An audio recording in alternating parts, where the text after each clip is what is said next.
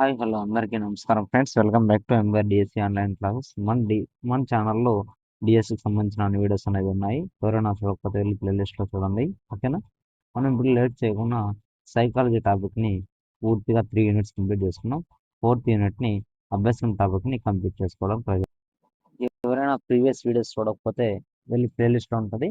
చూడండి friends. Draft copy చాలా చాలా ఇంపార్టెంట్. మనకు ఆల్రెడీ ఎగ్జామ్ పాయింట్ ఆఫ్ వ్యూలో కొత్తగా ఎవరైనా వస్తే మన ఛానల్ లైక్ చేసి సబ్స్క్రైబ్ చేయండి. మనం టైం వేస్ట్ చేయకుండా టాపిక్ అనేది స్టార్ట్ చేయాలి. చూడండి, అభ్యసనం అనే టాపిక్. ఈ అభ్యసనం పైన 100% బిట్లనే వస్తది. మొన్న జరిగిన టెట్‌లో కానీ, ఇప్పటివరకు జరిగిన అన్ని టెట్‌లోన, డీఎస్సీలోన మీరు బిట్స్ అనేది ఎక్కడొచ్చాయి మీకు ఈజీగా ప్రీవియస్ బిట్స్ ప్రాక్టీస్ చేసిన వాళ్ళకి ఈజీగా అర్థమవుతుంది. లేట్ చేయకుండా టాపిక్‌ని కంటిన్యూ చేద్దాం. అభ్యసనం అంటే ఏం సార్? దీంతో ఏమేమి ఉంటది? ఓకేనా? దీంతో అభ్యసనం నిర్వచనాలేమి? అభ్యసన లక్షణాలేమి? అభ్యసన నేపథ్యాలంటే ఏమి? అభ్యసన సిద్ధాంతాలు ఏముంటది? అభ్యసనపై గృహము, పాఠశాల, పరిసరాల పాత్ర ఏ విధంగా ఉంటుంది? అదేవిధంగా వివిధ రకాల అభ్యసన పద్ధతులు గాని, అభ్యసన బదలాయింపు గాని, అభ్యసనంలో స్మృతి పాత్ర గాని, స్మృతిని పెంపొందించే విధానం గాని, మార్గదర్శక పరిశోధన అంటే ఏమి? అదేవిధంగా అభ్యసనంలో సామీకృత ప్రాజెక్టులు, వాటి గురించి అవగాహన, సహకార అభ్యసనం అంటే ఏమి? ఓకేనా? ఈ అభ్యసనంలో జట్టులో అభ్యసన స్వయం ప్రతిపత్తి ఏ విధంగా కల్పించాలి? వీటన్నిటి గురించి మనం ఈ యూనిట్‌లో తెలియజేసుకుంటాం. లేట్ చేయకుండా టాపిక్ అనేది స్టార్ట్ చేస్తాం. అభ్యసనం అంటే ఏం సార్? ఓకేనా ఫ్రెండ్స్? చూడండి, ఇంట్రడక్షన్‌లో మనకేమిచ్చారు? ఓకేనా? చాలా ఇంపార్టెంటు. వ్యక్తి ఏమంటున్నాడు? వ్యక్తి వికాసంలో అభ్యసనానికి ప్రముఖ స్థానం అనేది ఉంది. ఓకే. ఒక వ్యక్తి వికాసంలో అభ్యాసం అనేది చాలా ఇంపార్టెంట్ అనమాట. శిశువు తల్లి గర్భం నుంచి బయటపడినప్పటి నుండి తనతో పాటు చుట్టుపక్కల ఉన్న వ్యక్తులతో, పరిసరాలతో సర్దుబాటు చేసుకుంటూ ఎన్నో విషయాలను అభ్యసించడం, నేర్చుకోవడం, చేయగలగడం, తెలుసుకోవడం జరుగుతుంది. 100% శిశువు జన్మించిన తర్వాత మనము ప్రతి ఒక్కటి అభ్యసనం ద్వారా నేర్చుకోవడం అనేది జరుగుతుంది. అప్పుడే పుట్టిన శిశువు ఏడవడం, ఉచ్ఛ్వాస, నిశ్వాస క్రియలు జరపడం, అమ్మ దగ్గర పాలు తాగడం, సహజ సిద్ధమైన ప్రతి చర్యలు మిగిలిన అన్ని విషయాలు కూడా మానవుడు నేర్చుకోవాల్సిందే. అంటే అభ్యసించవలను. కరెక్టే గదా! ప్రతి ఒక్క విషయాన్ని మానవుడు ఖచ్చితంగా నేర్చుకోవాల్సిందే. ఓకేనా? పుట్టినప్పుడు ఎవరికేం తెలీదు. ఓకేనా? మనం పాలు తాపడం కూడా శిశువు ఏడవడం గాని, పాలు తాగడం గాని అన్నీ ప్రతి ఒక్కటి అభ్యసించడమే. ఓకేనా? నెక్స్ట్, ఈ అభ్యసనం అనే ప్రక్రియ చూడండి.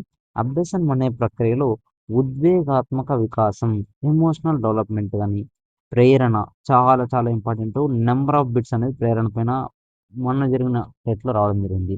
సాంఘిక ప్రవర్తన, మూర్తిమత్వం మొదలైన విషయాలు కూడా పరిగణలోకి తీసుకోవాలన్నమాట. అభ్యాసం అనే ప్రక్రియ ద్వారా వ్యక్తి శారీరక, మానసిక, సాంఘిక, ఉద్వేగాత్మక, నైతిక, భాషా వికాసం చెందిన భాషా వికాసానికి దోహదం చేసుకుంటాడు. ఏమంటున్నాడు? అభ్యాసం అనే ప్రక్రియ ద్వారా వ్యక్తి ఏం చేస్తాడు? తన యొక్క శారీరక గాని, మానసిక, సాంఘిక, ఉద్వేగాత్మక, నైతిక, భాషా వికాసానికి దోహదం చేసుకోవడం అనేది అభ్యసనం ద్వారా జరుగుతుందనమాట. దీని యొక్క లక్ష్యాలు ఏమున్నాయి సార్? ఈ అభ్యసనంలో లక్ష్యాలు ఏమున్నాయి సార్? మనం ఏం నేర్చుకుంటామో ఒకసారి ఇక్కడ టాపిక్‌లో మనకి ముందర ఇవ్వడం. అభ్యసనం అంటే ఏమి? దాని అర్థము, దాని నిర్వచనాలు గ్రహిస్తామనమాట. అభ్యసనంపై పాఠశాల, గృహము, పరిసరాల పాత్ర గురించి క్లియర్ కట్‌గా నేర్చుకుంటాం ఈ యూనిట్‌లో. అభ్యసనాన్ని ప్రభావితం చేసే కారకాల గురించి పూర్తి అవగాహన చేసుకుంటారు. అభ్యసన సిద్ధాంతాల గురించి తరగతి గదిలో వాటిని ఎలా వినియోగించుకోవాలో తెలుసుకొని తరగతి గదిలో ఉపయోగించుకోవడం అనేది జరుగుతుంది. ఇంకా ఏమేమి చెప్తున్నారు? వివిధ రకాల అభ్యసన పద్ధతుల గురించి అవగాహన చేసుకుంటాం. అభ్యసన బదలాయింపు అంటే ఏమి? మరియు వాటి అనువర్తనాల గురించి కూడా తెలుసుకోవడం జరుగుతుంది. అభ్యసనంలో స్మృతి పాత్ర ఏ విధంగా ఉందో తెలుసుకొని, స్మృతిని పెంపొందించుకునే విధానాన్ని తెలుసుకుంటారు. 100% బిట్ అనేది స్మృతి పైన రావడం జరుగుతుంది. మార్గదర్శక పరిశోధన గురించి తెలుసుకుంటారు. అభ్యసనంలో సామీకృత ప్రాజెక్టులు, వాటి యొక్క పాత్రను గురించి అవగాహన అంటున్నాడు. సహకార అభ్యసనం అంటే ఏమి? భాగస్వామ్య అభ్యసనం అంటే ఏమో గురించి తెలుసుకుంటాం. అభ్యసనంలో జట్టు పని, అభ్యసకుని స్వయం ప్రతిపత్తి గురించి కూడా తెలుసుకోవడం అనేది జరుగుతుంది ఫ్రెండ్స్. ఓకేనా? చూడండి, అభ్యసనం యొక్క నిర్వచనాలు చాలా చాలా ఇంపార్టెంట్. అభ్యసనం యొక్క నిర్వచనాలు ఏముంది సార్? అభ్యసనాన్ని కిల్‌గార్డ్ అంటారు. చాలా ఇంపార్టెంట్. చూద్దాం ఒకసారి. ఈ కిల్‌గార్డ్ హంటర్ ఏం చెప్పారు? డెస్టికాన్ క్రాఫ్టర్ ఏం చెప్పారో కూడా మనం ఒకసారి చూద్దాం. ఓకేనా? ఈ అభ్యసనాన్ని కిల్‌గార్డ్ హంటర్ అనే శాస్త్రవేత్తలు కింది విధంగా నిర్వచించారనమాట. చాలా ఇంపార్టెంట్. డైరెక్ట్ బిట్ ఇది number of times exam point of వ్యూలో రావడం అనేది జరిగింది. ఓకేనా? దీన్ని మనము స్టార్ మార్క్ వేసుకొని పెట్టుకోవడం ఇంపార్టెంట్ ఫ్రెండ్స్. అభ్యసనం అంటే అనుభవం, శిక్షణ ద్వారా ప్రవర్తనలో మార్పు జరిగే చర్య అని చెప్పింది కిల్గార్డ్ అని అంటారు. మీరు ప్రీవియస్ బిట్లో చూస్తే 100% మొన్న జరిగిన టెట్లో కూడా ఇదే లైన్ రావడం అనేది జరిగిందనమాట. మనకి ఇక్కడ నుంచి అయితే ఇవ్వడం జరిగింది. Learning is a process of changing in behaviour due to experience and learning అనేసి ట్రైనింగ్ అని మనము నేర్చుకోవడం జరిగింది. ఎవరు చెప్పారు మనకి ఇది? అభ్యాసం అంటే అనుభవం, శిక్షణ ద్వారా ప్రవర్తనలో మార్పు జరిగే చర్య అని చెప్పింది కిల్గార్డ్ అండ్ హంటర్. నెక్స్ట్ డెసికాన్ క్రాఫర్డ్ ఏం చెప్పాడు? ఇది కూడా చాలా చాలా ఇంపార్టెంట్. ఓకేనా? The psychology of learning and instruction. చూడండి, వీళ్ళు రాసిన గ్రంథం ఏదంటే the psychology of learning and instruction అనే దాన్ని వీళ్ళు రాయడం అనేది జరిగింది ఫ్రెండ్స్. అంటే ఏం చెప్పారంటే అభ్యసనం అనేది పునర్బలనం చెందిన ఆచరణ వల్ల ప్రవర్తనా రీతిలో ఏర్పడే దాదాపు శాశ్వతమైన మార్పు అని చెప్పింది ఎవరంటే డెసికాన్ క్రాఫర్డ్. ఏం చెప్పారు మనకి? అభ్యసనం అనేది పునర్బలనం చెందిన ఆచరణ వల్ల ప్రవర్తనా రీతిలో ఏర్పడే దాదాపు శాశ్వతమైన మార్పే అని చెప్పింది మన డెసికాన్ క్రాఫర్డ్. ఓకేనా?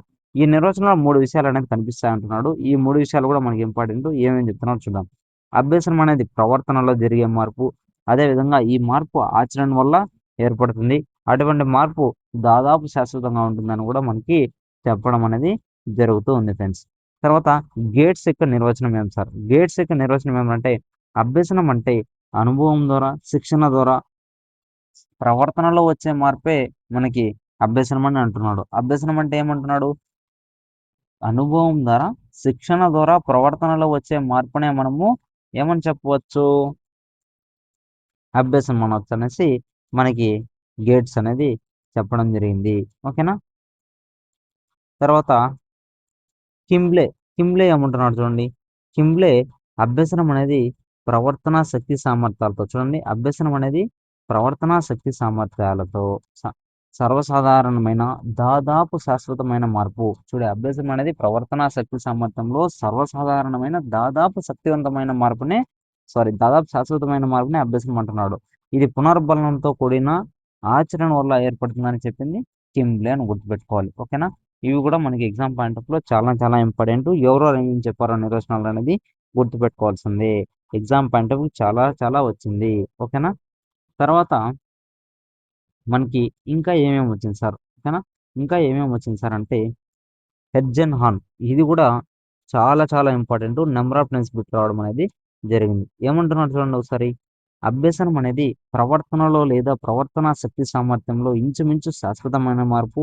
ఇది అనుభవం ద్వారా వస్తుందే కానీ జబ్బు, అలసట, మత్తు పదార్థాల వల్ల తాత్కాలికంగా శరీరంలో జరిగే మార్పు వల్ల కాదు అని చెప్పింది హెడ్జన్ హాన్. చాలా ఇంపార్టెంట్. మత్తు పదార్థాలు అనేసి మనము గుర్తుపెట్టుకుంటే ఖచ్చితంగా ఇది పెట్టవచ్చు. అభ్యసనం వల్ల ప్రవర్తనలో మార్పు అప్పటికప్పుడే రాకపోయినప్పటికీ ప్రవర్తన శక్తి సామర్థ్యంలో మార్పు వస్తే అది తర్వాత ప్రవర్తనకు మార్పు అనేది తీసుకువస్తుంది, లేదంటే దారి తీస్తుంది అని చెప్తున్నాడు. ఈ నిర్వచనాలు అనేది చాలా చాలా ఇంపార్టెంట్. ఎవరోది మనకి హిల్గార్డ్ అండ్ హంటర్ ఏం చెప్పారు? అభ్యసనం అంటే అనుభవం, శిక్షణ ద్వారా ప్రవర్తనలో మార్పు జరిగే చర్యనే మనము అభ్యసనం అని చెప్పింది ఎవరంటే Hilgard and Hunter. DeCecco Crawford ఏం చెప్పారు? The psychology of learning and instruction రాయింది ఎవరు? DeCecco Crawford. ఓకేనా? ఏం చెప్తున్నారు?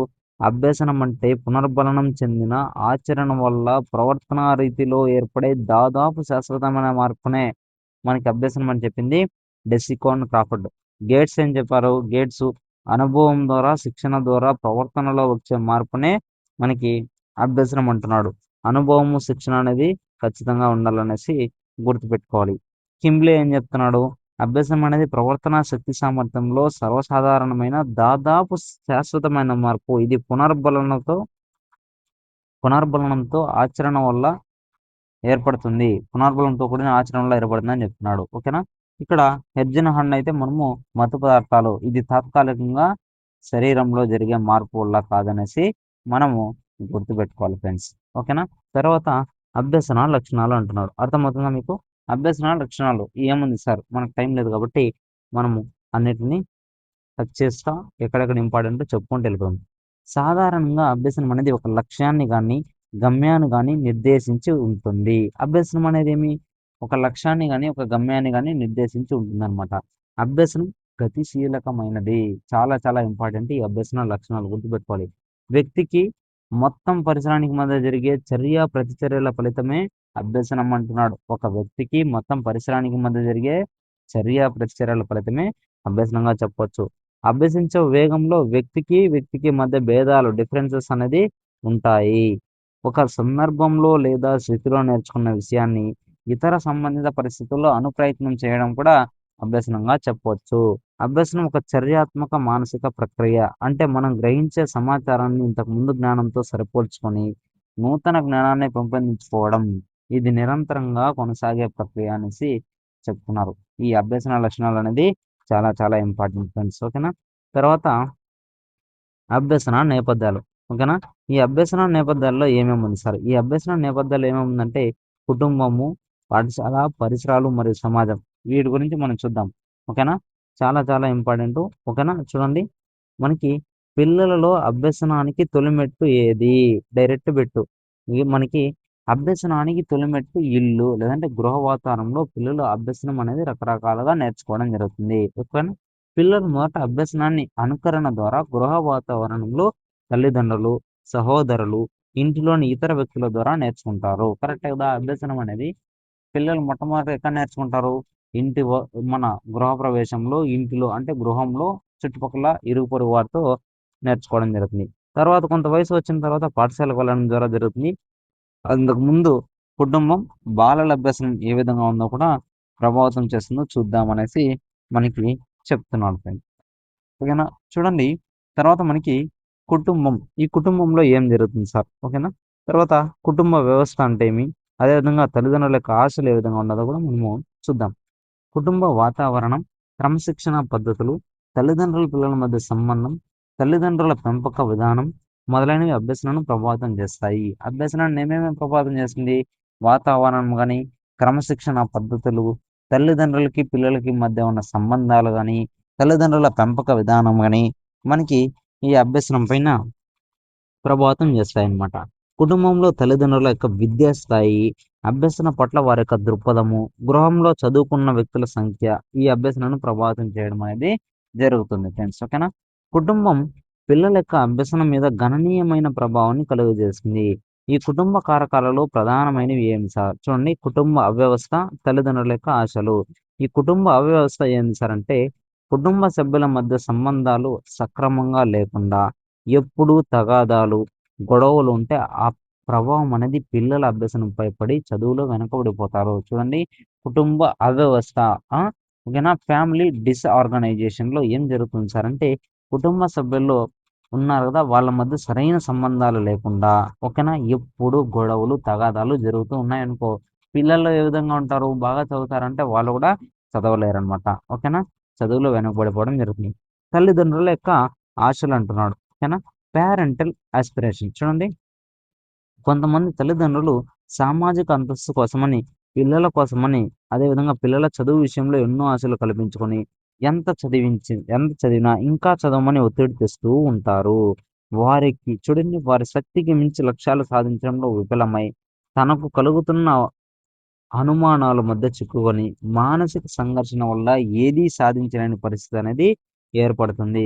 పిల్లలు ఎంత చదవగలరో వాళ్ళకి అంతే చదివించాలి కానీ మనం మానసికంగా ఒత్తిడి అనేది చేయకూడదు. ఓకేనా. కావున అభ్యసన విషయంలో పిల్లలను అనవసరమైన ఒత్తిడులకు గురి చేయకూడదు అనేసి చెప్తున్నారు ఫ్రెండ్స్. ఓకేనా. ఇది తల్లిదండ్రుల యొక్క ఆశలు అనేది. కుటుంబంలో శిశువు పుట్టుక వరుస క్రమం. చూడండి, ఇది కూడా ఏ విధంగా ప్రభావితం చేస్తుందో ఒకసారి చూద్దాం. ఓకేనా. కుటుంబంలో పిల్లలలో శిశువు స్థానంలో కుటుంబంలోని పిల్లల్లో శిశువు స్థానం కూడా అభ్యసనను ప్రభావితం చేస్తుంది. ఏ విధంగా అంటే కుటుంబంలో ఏకైక సంతానం ఉంటే అభ్యసన విషయంలో ఎక్కువ శ్రద్ధ ప్రదర్శిస్తూ గైడ్ చేయడం వల్ల వారి అభ్యసనంలో ఎక్కువగా రాణించే అవకాశం ఉంటుంది. అంటే సింగిల్ ఒకే కొడుకు లేదంటే ఒకే కూతురు ఉంటే వాళ్ళకి ఎక్కువ చదవమని ఎక్కువ చదివేకి అవకాశాలను వస్తుంది. కానీ ఏకైక సంతానం కదా అని ఎక్కువ గారాబం చేశామనుకో ఏమైతుంది? అభ్యసనంలో ఆటోమేటిక్గా వాళ్ళు వెనుకబడిపోవడం అనేది జరుగుతుందన్నమాట. ముగ్గురు లేదా నలుగురు ఉంటే వారి చదువుల విషయంలో కూడా సరైన శ్రద్ధ చూపకపోవడం వల్ల అభ్యసనంలో వెనుకబడిపోయే ప్రమాదం అనేది ఉంది. ముగ్గురు లేదా నలుగురు ఉన్న ఫ్యామిలీలో కూడా ఏం జరుగుతుంది? సరైన శ్రద్ధ చూపకపోతే వాళ్ళు కూడా చదువులో వెనకబడిపోతారనమాట. తర్వాత ఇది కుటుంబానికి సంబంధించింది. తర్వాత పాఠశాల. ఈ పాఠశాలలో ఏముంది సార్? ఒకసారి పాఠశాలలో ఏముందో చూడండి. కుటుంబం తర్వాత కొంత వయసు వచ్చిన తర్వాత పిల్లలు పాఠశాలకు వెళ్ళడం అనేది జరుగుతుంది. ఈ పాఠశాల వాతావరణంలో ఉపాధ్యాయుల ద్వారా, ఇతర విద్యార్థుల ద్వారా అభ్యసనను ఏ విధంగా ప్రభావితం అవుతుందో పరిశీలిద్దామంటున్నాడు. ఓకేనా?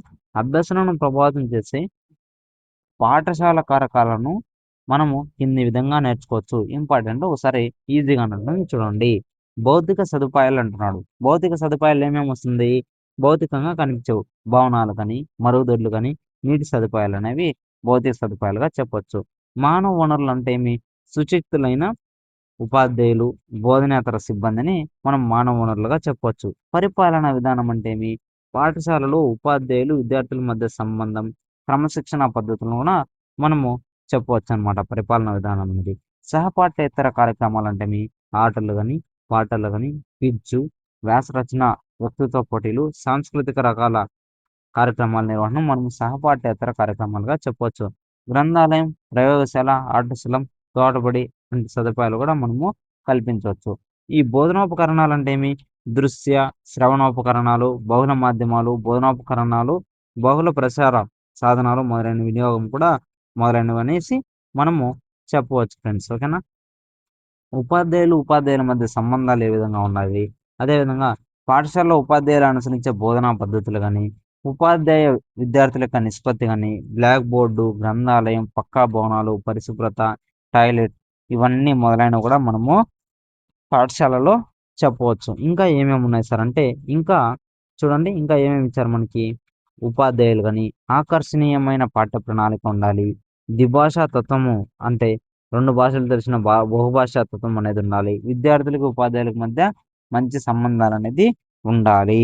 ఓకేనా? ఇది రెండవదిగా చెప్పవచ్చు మనం. తర్వాత పరిసరాలు. ఈ పరిసరాల్లో ఏముంది సార్? ఓకేనా? ఎన్విరాన్మెంట్‌లో ఏముందో చూద్దాం. పిల్లలు పిల్లలు పాఠశాల తర్వాత అభ్యసనంలో వివిధ అంశాల ద్వారా అనేక కొత్త విషయాలు వాటి ద్వారా అభ్యసనాన్ని పొందుతారు ఎన్విరాన్మెంట్ నుంచి. అది ఎలాగో చూద్దామంటున్నాడు. పరిసర కారకాలైన సామాజిక, ఆర్థిక, సాంస్కృతిక పద్ధతుల ద్వారా అభ్యసనాన్ని పొందడం జరుగుతుంది. సమాజంలో విద్య పట్ల గల అభిప్రాయాలు కానీ, ప్రాముఖ్యత కానీ, సదుపాయాలు కానీ, వివిధ సామాజిక సంస్థల సహకారం మొదలైనవి అభ్యసనమును ప్రభావితం చేస్తాయి. ఈ స్థానిక గ్రంథాలయాలు, సాంస్కృతిక కేంద్రాలు, రేడియో, దూరదర్శన్, వార్తాపత్రికలు, ఇంటర్నెట్ వంటి సదుపాయాలు కూడా మనం అభ్యసనం దోహదం చేస్తాయని గుర్తుపెట్టుకోవచ్చు. ఇవి పరిసరాలకు సంబంధించిన అంశాలన్నమాట. ఓకేనా? ఇది మనం ఇంతవరకు ఏం చెప్పుకున్నాం ఫ్రెండ్స్? ఒకసారి ఈ క్విజ్ భాగంగా క్లియర్ కట్‌గా చూసేద్దాం. ఓకేనా? ఇంట్రడక్షన్ చూసాం, పరిచయం, లక్ష్యాలు చూసాం, తర్వాత అభ్యసన నిర్వచనాలు హిల్గార్డ్, అదేవిధంగా హంటరు, డెస్టికోన్ కాఫర్డ్, గేట్స్, కిమ్లే, హెడ్జెన్హార్న్, అభ్యసన లక్షణాలు అంటే ఏమి? అభ్యసన నేపథ్యాల్లో మనం ఏమేం చెప్పుకున్నామంటే కుటుంబము, పాఠశాల, పరిసరాలు మనము చెప్పుకోవడం అనేది జరిగింది. అభ్యసనాన్ని ప్రభావితం చేసే కారకాలు నెక్స్ట్ దాన్ని మనం క్లియర్ కట్‌గా చెప్పుకుందాం ఫ్రెండ్స్. ఓకేనా? చూడండి అభ్యసనాన్ని ప్రభావితం చేసే కారకాలు ఇంపార్టెంట్ మనకి. ఈ అభ్యసనాన్ని ప్రభావితం చేసే వివిధ రకాల కారకాల నుంచి తెలుసుకుందామంటున్నాడు. ఇప్పుడు పిల్లల్లో అభ్యసనాన్ని నిర్ణయించే కారకాల గురించి తెలుసుకుందాం. చాలా ఇంపార్టెంట్. ఇవి 3 రకాలుగా ఉంటుంది. అభ్యస చూడి అభ్యసకునికి సంబంధించి కారకాలు, అభ్యసన అంశానికి సంబంధించిన కారకాలు, అభ్యసించే పద్ధతికి సంబంధించిన కారకాలు 3 ఇచ్చేసాడు మనకి. ఏమేమి ఇచ్చాడు? ఓకేనా? అభ్యసకునికి సంబంధించిన కారకాలు, అభ్యసన అంశానికి సంబంధించిన కారకాలు, అభ్యసించే పద్ధతికి సంబంధించిన కారకాలు ఏమేమి వస్తాయి దీంతో చూద్దాం. ఇంపార్టెంట్ మనకి అభ్యసకునికి ఓకేనా?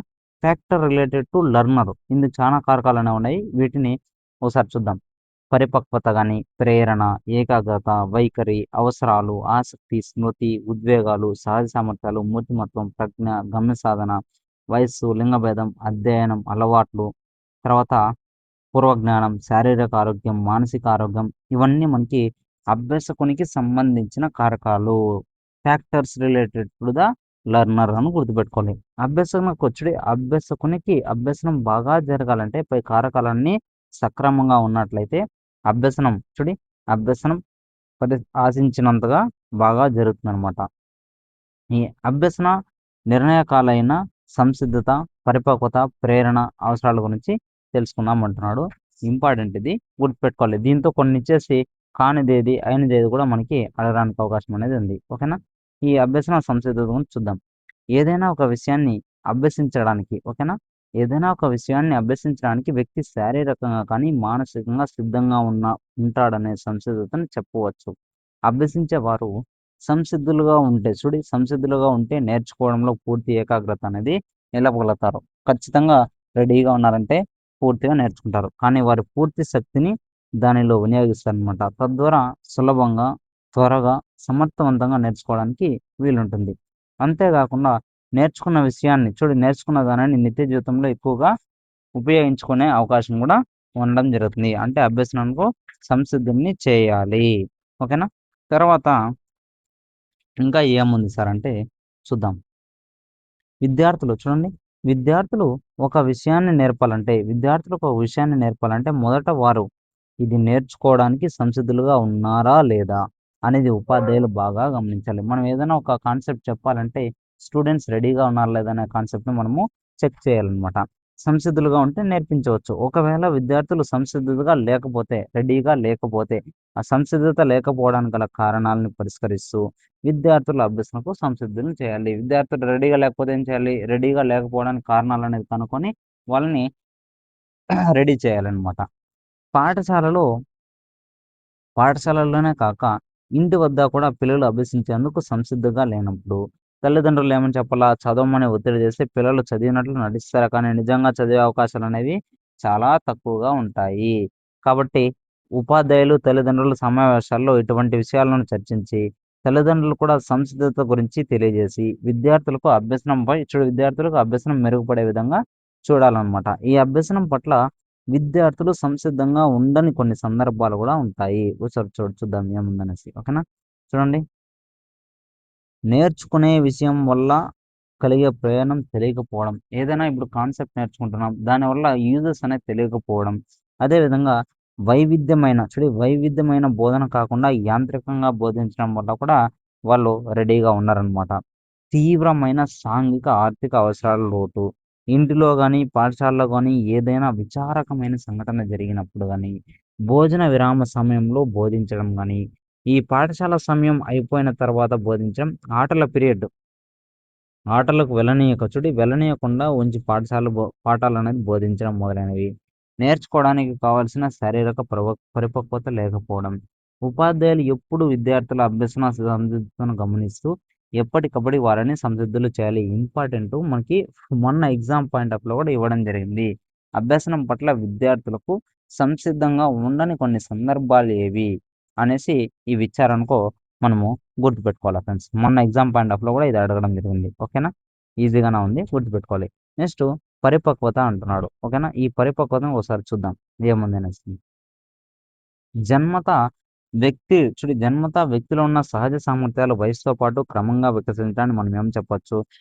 పరిపక్వత అంటారు. డైరెక్ట్ బిట్ అడుగుతాడు మనకి. జన్మత వ్యక్తిలో ఉన్న సహజ సామర్థ్యాలు వయసుతో పాటు క్రమంగా వికసించడాన్ని ఏమంటారు? అంటే పరిపక్వత అంటారు. పరిపక్వత, అభ్యసనం మనకి చానా ఇస్తారనమాట. వికాసం ఇవన్నీ. ఓకేనా? పరిపక్వత గుర్తుపెట్టుకోవాలి. అభ్యసించిన అంశానికి తగిన పరిపక్వత లేనిదే ఎంత శిక్షణ ఇచ్చినా అభ్యాసం అనేది జరగదు. కరెక్టే కదా! అభ్యసించవలసిన అంశానికి తగిన పరిపక్వత అనేది ఉంటేనే కదా ఏదైనా నేర్చుకోవడానికి. లేకపోతే మనం ఎంత శిక్షణ ఇచ్చినా, ట్రైనింగ్ ఇచ్చినా వేస్ట్ అనమాట. ఎగ్జాంపుల్ ఏమి ఇచ్చారు చూడు. 6 నెలల శిశువుకు ఆలు నేర్పితే నేర్చుకుంటారా? పరిపక్వత జరిగింది అక్కడ. పరిపక్వత లేకపోతే ఏ విధంగా నేర్చుకుంటారో నేర్చుకోరు. అంటే ఆలు నేర్చుకోవాలంటే పరిపక్వత 6 నెలల వయసు ఉన్న ఏ పిల్లవాడికి ఉండదు. కాబట్టి అభ్యసనం అనేది పరిపక్వత మీద ఆధారపడి ఉంటుందని మనకు కూడా అర్థమవుతుంది. తర్వాత పరిపక్వత అనేది వ్యక్తిలో సహజ సిద్ధంగా వయసుతో పాటు జరిగే ఒక ప్రక్రియ అంటున్నాడు. ఓకేనా? దీనిలో ప్రధానంగా 2 అంశాలుంటాయి. ఒకటి చూడండి. ఒకటి పరిసరాలలోని ఓకేనా? ఒకటి పరిసరాలలోని ఉద్దీపనలను గ్రహించడం. ఓకేనా? ఒకటేమంటున్నాడు పరిసరాల్లో ఉన్న ఉద్దీపనలు గ్రహించడం. రెండవదేమి గ్రహించిన దానిని వినియోగించుకొని ప్రతిస్పందించగలగడం అనేది మనకి చెప్తున్నాడు. పరిపక్వతపై పరిసరాల ప్రభావం కంటే అనువంశికత ప్రభావం అనేది ఎక్కువగా ఉంటుంది. ఈ పరిపక్వతపై పరిసరాల ప్రభావం కంటే అనువంశికత ప్రభావం అనేది ఎక్కువగా ఉంటుందన్నమాట. పక్షులు ఎగరడం అనేది పరిపక్వతనే జరుగుతుంది. కానీ మానవుల ప్రవర్తనకి చూడండి మానవుల ప్రవర్తనలోని మార్పులు పరిపక్వత వచ్చాయా లేదా అనేది అభ్యసనంతో వచ్చాయా అని నిర్ణయించడం అనేది అంత సులభంగా కాదనమాట. కానీ జాగ్రత్తగా గమనిస్తే ఈ రెండిటికి మధ్య డిఫరెన్స్ అనేది ఉంది. అంటే మానవుడు నేర్చుకున్న అంశాలనేది పరిపక్వత నుంచి వచ్చిందా? లేదంటే అభ్యసనం నుంచి వచ్చిందా? అని మనము తొందరగా చెప్పాలంటే గెస్ చేయలేమనమాట. కొంచెం టైం తీసుకుంటే ఈజీగా చెప్పొచ్చు అంటున్నాడు. ఎగ్జాంపుల్ ఇచ్చాడు. ఈ ఎగ్జాంపుల్ ఒకసారి చూద్దాం. ఓకేనా? చూడండి. ఒక పిల్లవాడు సైకిల్ తొక్కుతున్నాడు. అంటే దానికి ఆ పిల్లవాడికి తగినంత పరిపక్వత, అభ్యసనంతోనే సాధ్యమవుతుంది. ఒకవేళ కేవలం పరిపక్వతతోనే సైకిల్ తొక్కగలిగితే అంతే పరిపక్వత ఉన్న పిల్లలందరూ సైకిల్ తొక్కాలి. కానీ అలా జరగడం లేదు కదా! ఓన్లీ పరిపక్వత వస్తే చాలు అని అనుకుంటే అది కూడా రాంగే అనమాట. సైకిల్ తొక్కాలంటే పరిపక్వత, అభ్యసనం 2 కావాల్సిందే. చూడు సైకిల్ తొక్కాలంటే ఏం కావాలి? పరిపక్వత ఉండాలి. అభ్యసనం కూడా కావాలనేసి మనకి చెప్తున్నాడు. ఓకేనా? తర్వాత ఇంకా ఏముంది సార్? చూడండి. అభ్యసనం అనేది సమర్థవంతంగా జరగాలంటే తగినంత పరిపక్వత అనేది అవసరం. కానీ నేడు పూర్వ ప్రాథమిక పాఠశాలలో పిల్లలకు పరిపక్వత రాకముందే చాలా విషయాలు నేర్చుకుంటున్నారు. ప్రెజెంట్ పూర్వ ప్రాథమిక పాఠశాలకు రాకముందే పిల్లలు చాలా చాలా విషయాలనేది అప్‌డేట్ అయిపోతున్నారు. ప్రెజెంట్ యూట్యూబ్ చిన్న పిల్లలు ప్రతి ఒక్కరు ఫోన్ చూస్తున్నారు గదా! ఈ విధంగా చేయడం వల్ల పిల్లలు నేర్చుకోవడానికి చాలా సమయం అనేది పడుతుంది. అంతేకాకుండా భావనలు సరిగ్గా ఏర్పడక ఒకదానికొకటి చెప్పడం, రాయడం చేస్తూ ఉంటారనమాట. ఈ పరిపక్వత రాకముందే పిల్లలు అసలు అభ్యసించకపోవచ్చు. లేదా ఏదో కొంత అభ్యసించినప్పటికీ అభ్యసనం అనేది వారికి భారంగా కూడా మారవచ్చనమాట. తద్వారా అభ్యసనం పట్ల ఆసక్తి అనేది సన్నగిల్లుతుంది. అభ్యసనం అంటే నేర్చుకోవడం అనేది వాళ్ళకి ఇంట్రెస్ట్ ఉండదు. కాబట్టి పరిపక్వత స్థాయిని బట్టి పాఠ్య ప్రణాళిక రూపకల్పనలనేది చేయాలి అనేసి మనకి పరిపక్వత గురించి దీంతో చెప్పడం అనేది జరిగింది ఫ్రెండ్స్. Next ఉద్వేగాలు, emotions. ఈ ఎమోషన్స్‌లో ఏముంది సార్? ఒకసారి ఎమోషన్స్‌లో ఏముందో చూద్దాం. ఓకేనా? ఇవి చూడండి. ఇవి జీవితంలో రంగుల హరివిల్లు వంటిది. ఎమోషన్స్ అనేది జీవితంలో రంగుల హరివిల్లు లాంటిదంటున్నాడు. వస్తుంటాయి, పోతుంటాయి. చూద్దాం. వీటిని 2 భాగాలుగా విభజించవచ్చు. 2 భాగాలుగా విభజించవచ్చంట. ఏ విధంగా ఉన్నదో ఒకసారి చూద్దాం. ఓకేనా? ఫస్ట్‌ది ధనాత్మక చూడండి.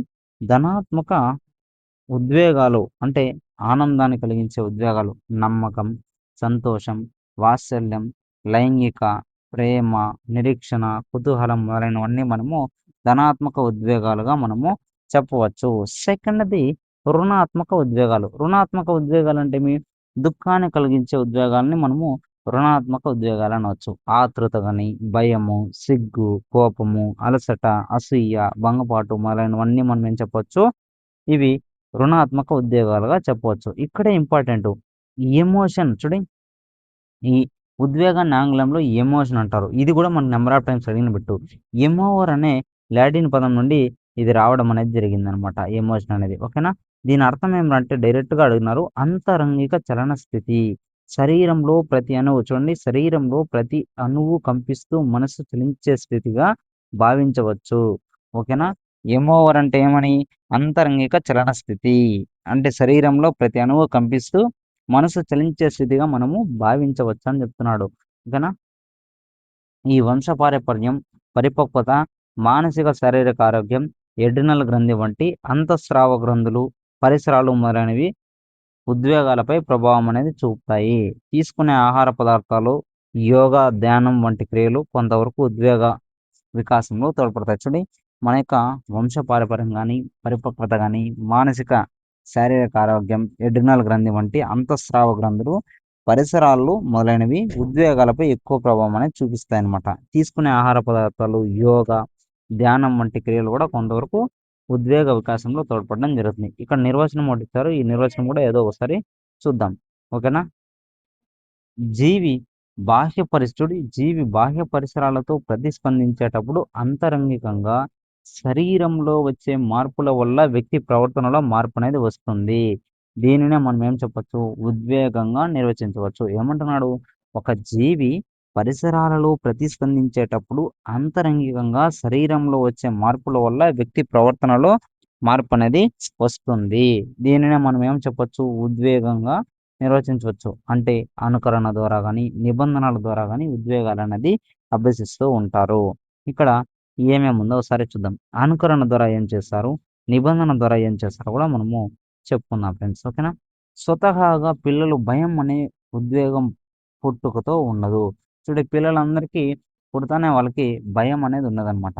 పాముని చూసినప్పుడు పెద్దలు కంగారు పడి భయపడడం వంటి ఉద్వేగాలు గమనిస్తూ ఉంటారు.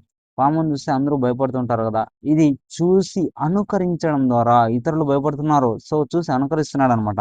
ఈ విధంగా తాము గూడా భవిష్యత్తులో భయం అనే ఉద్వేగాన్ని పిల్లలు నేర్చుకోవడం అనేది జరుగుతుందంటున్నాడు.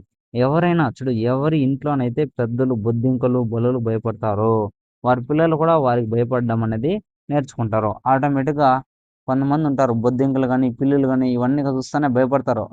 అని. అలాగే వాటిని చూసి పిల్లలు కూడా నేర్చుకోవడం జరుగుతుంది.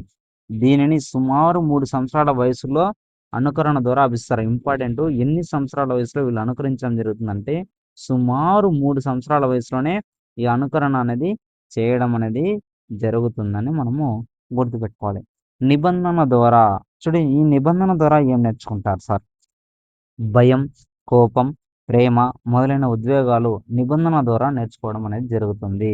ఈ ఆల్బర్ట్ అనే 11 సంవత్సరాల బాలుడిని ఆల్బర్ట్ అనే 11 సంవత్సరాల బాలుడిని ప్రయోజనిగా తీసుకొని జేబీ వాట్సన్ చాలా ఇంపార్టెంట్ మనకి ఈయన ప్రవర్తనవాది. ఓకేనా? ఈ జేబీ వాట్సన్ ప్రయోగంలో గమనించినట్లయితే అర్థమవుతుందనమాట. ఈ ప్రయోగానికి ముందు ఆల్బర్ట్‌కు జంతువులంటే భయం లేదు. ఈ ప్రయోగం చేయకముందు ఆల్బర్ట్‌కి జంతువులంటే భయమా అంటే భయం లేదనమాట. కానీ పెద్ద శబ్దాలకు మాత్రం ఉలిక్కి పడేవాడు. ఎవరు? మన యొక్క ఆల్బర్ట్ అనే శిశువు. ఈ ఆల్బర్ట్ కుందేలుతో ఆడుకుంటున్నప్పుడు అతడికి తెలియకుండా ఒక పెద్ద శబ్దాన్ని కలిగించాడు. ఇప్పుడు మన ఆల్బర్ట్ ఏం చేస్తున్నాడు? కుందేలుతో బాగా హ్యాపీగా ఆడుకుంటూ ఉన్నాడు. ఆల్రెడీ మనకి ఆల్బర్ట్‌కి శబ్దాలంటే భయమనమాట. ఉలిక్కి పడతాడు. సో, కుందేలుతో ఆడుకున్నప్పుడు ఒక పెద్ద శబ్దాన్ని కలిగించడం చేశాడనమాట. వెంటనే ఆల్బర్ట్ ఉలిక్కిపడి ఏడవడం మొదలుపెట్టడం స్టార్ట్ చేశాడు. ఈ ప్రయోగాన్ని మరికొన్ని సార్లు చేసిన తర్వాత ఆల్బర్ట్ కుందేలుకు భయపడడం ప్రారంభించడం జరిగింది. ఓకేనా? తర్వాత శిశువులో మానసిక, శారీరక పరిపక్వత పొందే కొద్దీ భావ ప్రకటనలో పరిపక్వత అనేది ఆటోమేటిక్‌గా ఏర్పడడం జరుగుతుంది. ఈ భావోద్వేగాలు కొంత అదుపులో తొందరపాటు లేకుండా ప్రకటించడం జరుగుతుందని జెర్సిల్ చెప్పాడు. ఇది కూడా నిర్వచనం అనేది చాలా చాలా ఇంపార్టెంటు. ఏం చెప్పారు మనకి? చూడండి. శిశువులో మానసిక, శారీరక పరిపక్వత పొందే కొద్దీ భావ ప్రకటన భావ ప్రకటనలో పరిపక్వత అనేది ఏర్పడుతుంది. భావోద్వేగాలు కొంత అదుపులో తొందరపాటు లేకుండా ప్రకటించడం అనేది జరుగుతుంది అని చెప్పింది ఎవరంటే జెర్సిల్ అని మనము గుర్తుపెట్టుకోవాలి ఫ్రెండ్స్. ఓకేనా? ఇదే మనకి ఇక్కడ మనం నేర్చుకున్న ఉద్వేగాల్లో నిర్వచనం నేర్చుకున్నాం. అనుకరణ ద్వారా ఏ విధంగా నేర్చుకున్నారు? నిబంధన ద్వారా ఏవి నేర్చుకున్నారు? జెర్సిల్ యొక్క నిర్వచనం కూడా మనము నేర్చుకోవడం జరిగింది. ఇక చాలా చాలా నిర్వచనాలు వస్తుంటాయి. మనకు కన్‌ఫ్యూజ్ కావద్దు. తర్వాత మనకి అభ్యసన వాతావరణం. Learning environment. ఈ లెర్నింగ్ ఎన్విరాన్మెంట్‌లో ఏముంది సార్? ఒకసారి చూద్దాం. చూడండి. దీనిని నిర్వచించడానికి ముందు విద్యార్థులు నేర్చుకోవడానికి అనువైన ప్రదేశాలేవో తెలుసుకోవడం అవసరం చాలా చాలా ఇంపార్టెంటు. అభ్యసనం మనం ఒకసారి నేర్చుకుంటున్నామంటే చాలా చాలా ఇంపార్టెంటు. వాతావరణం అనేది చాలా పీస్‌ఫుల్‌గా ఉండాలి. ఓకేనా? అనియత పద్ధతిలో ఇంటి వద్ద గాని, ఇరుగు పొరుగు వారితో, స్నేహితులతో, సమాజంలో పరస్పర సంబంధాల వల్ల పిల్లలు నేర్చుకుంటూ ఉంటారు. కరెక్టే గదా! ఈ అనియత పద్ధతిలో ఇంటి వద్ద గాని, ఇరుగు పొరుగు వారితో గాని, స్నేహితులు, సమాజంలో పరస్పర సంబంధాలు ఇతరులతో మాట్లాడుతూ ఉండడం ద్వారా నేర్చుకోవడం జరుగుతుంది. వీటన్నిటితో పాటు ఎక్కువగా నేర్చుకోవడానికి అనువైన ప్రదేశం ఏదిరా అంటే మనం పాఠశాలగా చెప్పవచ్చు. చూడండి. ఇల్లును మొదటి అభ్యసన కేంద్రంగా, తల్లిని మొదటి గురువుగా భావించడం జరుగుతుంది. చాలా ఇంపార్టెంటు. మనము మొదటి అభ్యసన కేంద్రంగా ఏది చెప్పొచ్చు? ఇల్లు చెప్పొచ్చు. ఓకేనా? అదే మొదటి గురువుగా ఎవరిని చెప్తాం మనము? తల్లిని చెప్తామనమాట. ఓకేనా? ఉత్తేజకరమైన, ఉత్తేజకరమైన ఇంటి వాతావరణం, ఉత్సాహాన్ని, ప్రేరణను కలిగించే తల్లిదండ్రులు చక్కని అభ్యసన వాతావరణాన్ని కల్పించడం వారవుతారు. మనకి ఉత్తేజకరమైన ఇంటి వాతావరణం ఉండాలి. ఉత్సాహాన్ని, ప్రేరణతో కలిగించే తల్లిదండ్రులు చక్కని అభ్యసన వాతావరణాన్ని కల్పించి వారవుతారనమాట. బడికి వెళ్ళే వయసు వచ్చిన తర్వాత పిల్లలు నియత పద్ధతిలో విద్యను అభ్యసించవలసి వస్తుందనమాట. కాబట్టి తప్పకుండా పిల్లలందరూ పాఠశాలకు వెళ్ళవలసి ఉంటుంది. ఎందరో గొప్ప వ్యక్తులు తయారు చేయగలిగే కేంద్రం కేవలం ఒక పాఠశాల మాత్రమే. కరెక్టే కదా! ఒక పాఠశాలలోనే ఒక పోలీసు, అదే విధంగా ఒక లాయరు, ఓకేనా? మనకి ఏ డిపార్ట్‌మెంట్ కావాలన్నా అన్ని డిపార్ట్‌మెంట్స్‌ని అందించేది ఏదంటే ఒక పాఠశాలగా మనము చెప్పవచ్చు. ఇలాంటి అభ్యసన కేంద్రం వాతావరణం ఎలా ఉండాలనుకుంటున్నారు మీరు చెప్పండి? చాలా పీస్‌ఫుల్‌గా నేర్చుకోవడానికి మీరు కూడా ఇప్పుడు as a DSC preference DSC స్టూడెంట్స్‌గా మీరు యాస్పిరెంట్స్‌గా చదువుకోవడానికి మంచి వాతావరణం ఉంటే మీరు బాగా నేర్చుకోవడం అనేది జరుగుతుంది. నిర్వచనం ఒకసారి చూద్దామా? ఇక్కడేమి ఇచ్చారు నిర్వచనం? చూడండి. ఆహ్లాదకరమైన భౌతిక సదుపాయాలు, మనస్సుకు ఉత్తేజం, ఉల్లాసం కలిగించే పరిసరాలు ఉండాలి. అభ్యసనకు తోడ్పడే వసతులు ఉండాలి. చక్కని సాంఘిక సంబంధాలు ఏర్పరచగలిగే పరిస్థితి, వాటిని సరిగ్గా నిర్వహించగలిగే యాజమాన్యం కలిగిన వాతావరణమే అభ్యసన వాతావరణంగా మనము చెప్పవచ్చు. దీంతో చూడండి భౌతిక వాతావరణం ఏ విధంగా ఉంటుంది, మానసిక వాతావరణం ఏ విధంగా ఉంటుందో కూడా మనము చూద్దాం. ఓకేనా? చక్కని పాఠశాల భవనం. చూడు భౌతిక వాతావరణం ఏముండాలి? చక్కగా పాఠశాల భవనం అనేది ఉండాలి. విశాలమైన ఆట స్థలం, నీడనిచ్చే చెట్లు, మొక్కలు, శారీరక, మానసిక వికాసానికి దోహదపడే ఆట వస్తువులు, గ్రంథాలయం, వివిధ సబ్జెక్టులకు చెందిన ప్రయోగాలు, కంప్యూటర్ ఆధారిత అభ్యసన సదుపాయం, గాలి, వెలుతురు, ధారాళంగా వచ్చే పరిశుభ్రమైన తరగతి గదులు, విజ్ఞానాన్ని రేకెత్తించే పిల్లలలో తయారు చేయబడిన రంగురంగుల చార్టులు, కూర్చోవడానికి బల్లలు, మంచి నల్ల బల్ల, పిల్లలు పిల్లలు వారి యొక్క భావాలను వ్యక్తపరచడానికి రన్నింగ్ బ్లాక్ బోర్డ్. అదేవిధంగా బోధనా అభ్యసనాన్ని బలవంతం చేయు పరికరాలు గానీ, టీచింగ్ లెర్నింగ్ మెట్స్ టీఎల్ఎమ్స్ కానీ, వాటిని సక్రమంగా ఉపయోగించడానికి సరిపడా ఉపాధ్యాయులు మొదలైన వాటిని మనము భౌతిక వాతావరణంగా చెప్పవచ్చు. ఈ భౌతిక వాతావరణంలో ఏమొస్తుంది? చక్కటి పాఠశాల భవనం ఉండాలి.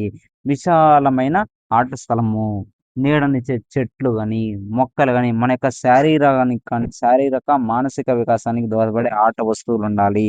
గ్రంథాలయం ఉండాలి. వివిధ సబ్జెక్టులకు చెందిన ప్రయోగశాలలుండాలి. కంప్యూటర్ ఆధారిత అభ్యసన సదుపాయాలుండాలి. మంచి గాలి, వెలుతురు, ధారాళంగా వచ్చే పరిశుభ్రమైన తరగతి గదులు, విజ్ఞానాన్ని రేకెత్తించే పిల్లల్లో తయారు చేయబడిన రంగురంగుల చార్టులు, కూర్చోవడానికి బల్లలు, మంచి నల్ల బల్ల, బ్లాక్ బోర్డ్ గాని, పిల్లలు వారి యొక్క భావాలను వ్యక్తపరచడానికి రన్నింగ్ బ్లాక్ బోర్డు. ఓకేనా? బోధనా అభ్యసనాన్ని బలవంతం చేయు పరికరాలు, టీఎల్ఎమ్స్ కానీ, వాటిని ఉపయోగించడానికి సరిపడా మంచి ఉపాధ్యాయులు కూడా ఉండాలంటున్నాడు. ఈ భౌతిక వాతావరణాన్ని సుసంపన్నం చేయటంలో మరికొన్ని సూచనలు ఇవ్వండి అంటున్నాడు. తర్వాత మానసిక వాతావరణం. ఇప్పుడు వరకు భౌతిక వాతావరణం గురించి విన్నాం కదా! ఇప్పుడు మానసిక వాతావరణం గురించి కూడా మనము విందాం ఫ్రెండ్స్. ఓకేనా? చూడండి. ఇది తరగతి గదిలో ఉపాధ్యాయుడు కలిగించే అభ్యసన వాతావరణం. ఓకేనా? పిల్లలు సౌకర్యవంతంగా నేర్చుకోవడానికి ఇది తోడ్పడుతుందనమాట. ఉపాధ్యాయుని నిదానం, ఓపిక, విద్యార్థులు సహాయపడే దయాగల గుణము, ధనాత్మక నియంత్రణ, స్పష్టమైన నియమ నిబంధనలు ఏర్పరిచి, వాటి వలన ప్రయోజనాలు విద్యార్థులకు తెలియజేసి, పాటించగలిగే ఉపాధ్యాయుల వాతావరణాన్ని నెలకొల్పుతారనమాట. దీనిని మానసిక వాతావరణంలో అంశాలుగా మనము చెప్పవచ్చు. దీంతో విద్యార్థుల భావ స్వేచ్ఛకు వీలు కల్పించడం. చూడండి, విద్యార్థుల యొక్క ఏమంటున్నాడు? భావ స్వేచ్ఛకు వీలు కల్పించడం. ఓకేనా? పాఠ్యాంశానికి సంబంధించిన భావాలను వ్యక్తపరచగలిగే స్వేచ్ఛ అనేది ఇతరులతో సంబంధాలను ఏర్పరిచి ఉద్వేగ వికాసంలో తోడ్పడేలా చేయాలి. మన యొక్క పాఠ్యాంశానికి సంబంధించిన భావాలను బాగా వ్యక్తపరచగలిగే స్వేచ్ఛ ఇవ్వాలి. ఇతరులతో సంబంధాలను ఏర్పరిచే ఉద్వేగ వికాసంలో తోడ్పడే విధంగా చేయాలి అంటున్నాడు. తర్వాత విద్యార్థులతో రూపొందించబడిన చార్టులను అలంకరించాలి. విద్యార్థులతో విద్యార్థులు రాసిన కథలు గాని, వ్యాసాలు గాని, గేయాలు, చిత్రాలు, కార్టూన్‌లతో తరగతి గది గోడలు అలంకరించబడితే విద్యార్థుల యొక్క ఆత్మవిశ్వాసం అనేది పెంపొందుతుంది. ఉపాధ్యాయులతో ఇతర విద్యార్థులు బాగా గుర్తించబడతారనమాట. విద్యార్థులు వారి పేర్లతో విద్యార్థులను వారి పేర్లతో పిలవాలంటున్నాడు. ఇది మిగతా అన్నింటికంటే ముఖ్యమైనది. ప్రతి ఒక్కరిని ప్రత్యేకమైన వారిగా మనం భావిస్తూ గౌరవించాలి. ప్రతి పిల్లలు ఎంతమంది క్లాస్‌లో ఉంటే అంతమంది పిల్లలు మనము పిలవాలనమాట. చూడండి, ఇంకా ఏం చెప్తున్నాడు? తెలియని విషయం తెలియదని ఉపాధ్యాయుడు ఒప్పుకోవాలి ఖచ్చితంగా. ఉపాధ్యాయునికి అన్ని విషయాలు తెలియాల్సిన అవసరం అనేది లేదనమాట. ఊహాజనితమైన సమాధానాలిచ్చి తప్పుదోవ పట్టించే బదులుగా తెలుసుకోవడానికి ప్రయత్నిస్తూ వారికి కూడా అవకాశం ఇవ్వాలి. ఇప్పుడు ఏదైనా విద్యార్థులు కొన్ని డౌట్స్ అడిగారనుకో, మనకు తెలియకపోతే తప్పు ఆన్సర్స్ అనేది ఇవ్వకూడదనమాట. మనం వాటికి కరెక్ట్‌గా తెలుసుకొని సమాధానాలు ఇవ్వాలి అంటున్నాడు. విద్యార్థులతో పాటుగా చదవాలి, రాయాలంటున్నాడు. సాధారణంగా తల్లిదండ్రులు ఇంటి వద్ద పాఠశాలలో ఉపాధ్యాయులు విద్యార్థులు చదవమని, రాయమని ఒత్తిడి తెస్తూ ఉంటామనమాట. ఈ విసుగు తెప్పించే బదులుగా చదవడం వల్ల గాని, రాయడం వల్ల గాని కలిగే ప్రయోజనాలను విద్యార్థులకు తెలిపి, రోల్ మోడల్‌గా ఉంటూ తల్లిదండ్రులు గాని, ఉపాధ్యాయులు తమకు తాము చదవాలి, వారితో పాటు రాయాలి అనేసి కూడా చెప్తున్నాడు. ఉపాధ్యాయుడు ప్రశాంతంగా ఉండాలి. చూడు ఉపాధ్యాయుడు ఏ విధంగా ప్రశాంతంగా ఉండాలంటే, విద్యార్థుల్లో భయానక వాతావరణాన్ని నిరోధించి, స్నేహపూర్వక వాతావరణంలో నెలకొల్పాలంటే మొదట ఉపాధ్యాయుడు తరగతి గదిలో ఎల్లవేళలా ప్రశాంతంగా ఉండాలి. అభద్రతా భావాన్ని కూడా తొలగించాలి అంటున్నాడు. కరెక్టే కదా! మొదటగా ఉపాధ్యాయుడు ప్రశాంతంగా ఉండాలనమాట. ఇంకా ఏముంది సార్, మనము ఈ అభ్యసన వాతావరణం చూడండి ఏ విధంగా మనం నేర్చుకుంటున్నాము. ఓకేనా? విద్యార్థుల యొక్క విద్యార్థుల మధ్య సమరహస్యాన్ని నెలకొల్పాలంటున్నాడు. విద్యార్థుల మధ్య అభిప్రాయాలు భేదాలుండవచ్చు. అవి ఎక్కువైతే తరగతి గది ప్రశాంతంగా నశిస్తుంది. ఈ అభ్యసన వాతావరణం చూడు, ఈ అభ్యసన వాతావరణం కలుషితమవుతుంది. కనుక విద్యార్థుల మధ్య ఏర్పడిన వైరుధ్యాలను వెంటనే సమరస్యపూర్వకంగా పరిష్కరించాలి. కరెక్టే కదా! విద్యార్థుల మధ్య అభిప్రాయ భేదాలనేది వస్తూ ఉంటాయి. అవి ఎక్కువైతే తరగతి గది ప్రశాంతంగా ఉంటుందా అంటే ఉండదనమాట. సో, అభ్యసన వాతావరణం కలుషితమైపోతుంది కాబట్టి, ఆ విద్యార్థుల మధ్య ఏర్పడిన వైరుధ్యాల్ని ఎప్పటికప్పుడు మనము సమస్యాపర క్లియర్ చేస్తూ రావాలనమాట. తర్వాత తరచుగా ఉపాధ్యాయులు చిరునవ్వు చిందించాలి. తరచుగా ఉపాధ్యాయులు ఏం జేయాలి? చిరునవ్వు అనేది ఉండాలి. తరగతి గది వినోదాత్మకంగా, ఉత్సాహభరితంగా ప్రేరేపించే విధంగా ఉండాలంటాయి. అప్పుడు చూడు అడపాదడపా చిన్న హాస్యపూర్వక కథలు గాని, బోధించే విషయానికి సంబంధించిన హాస్య సంఘటనలు గాని చెప్తూ ఉండాలి. విద్యార్థులతో సహా మనస్ఫూర్తిగా నవ్వించగలగాలనమాట.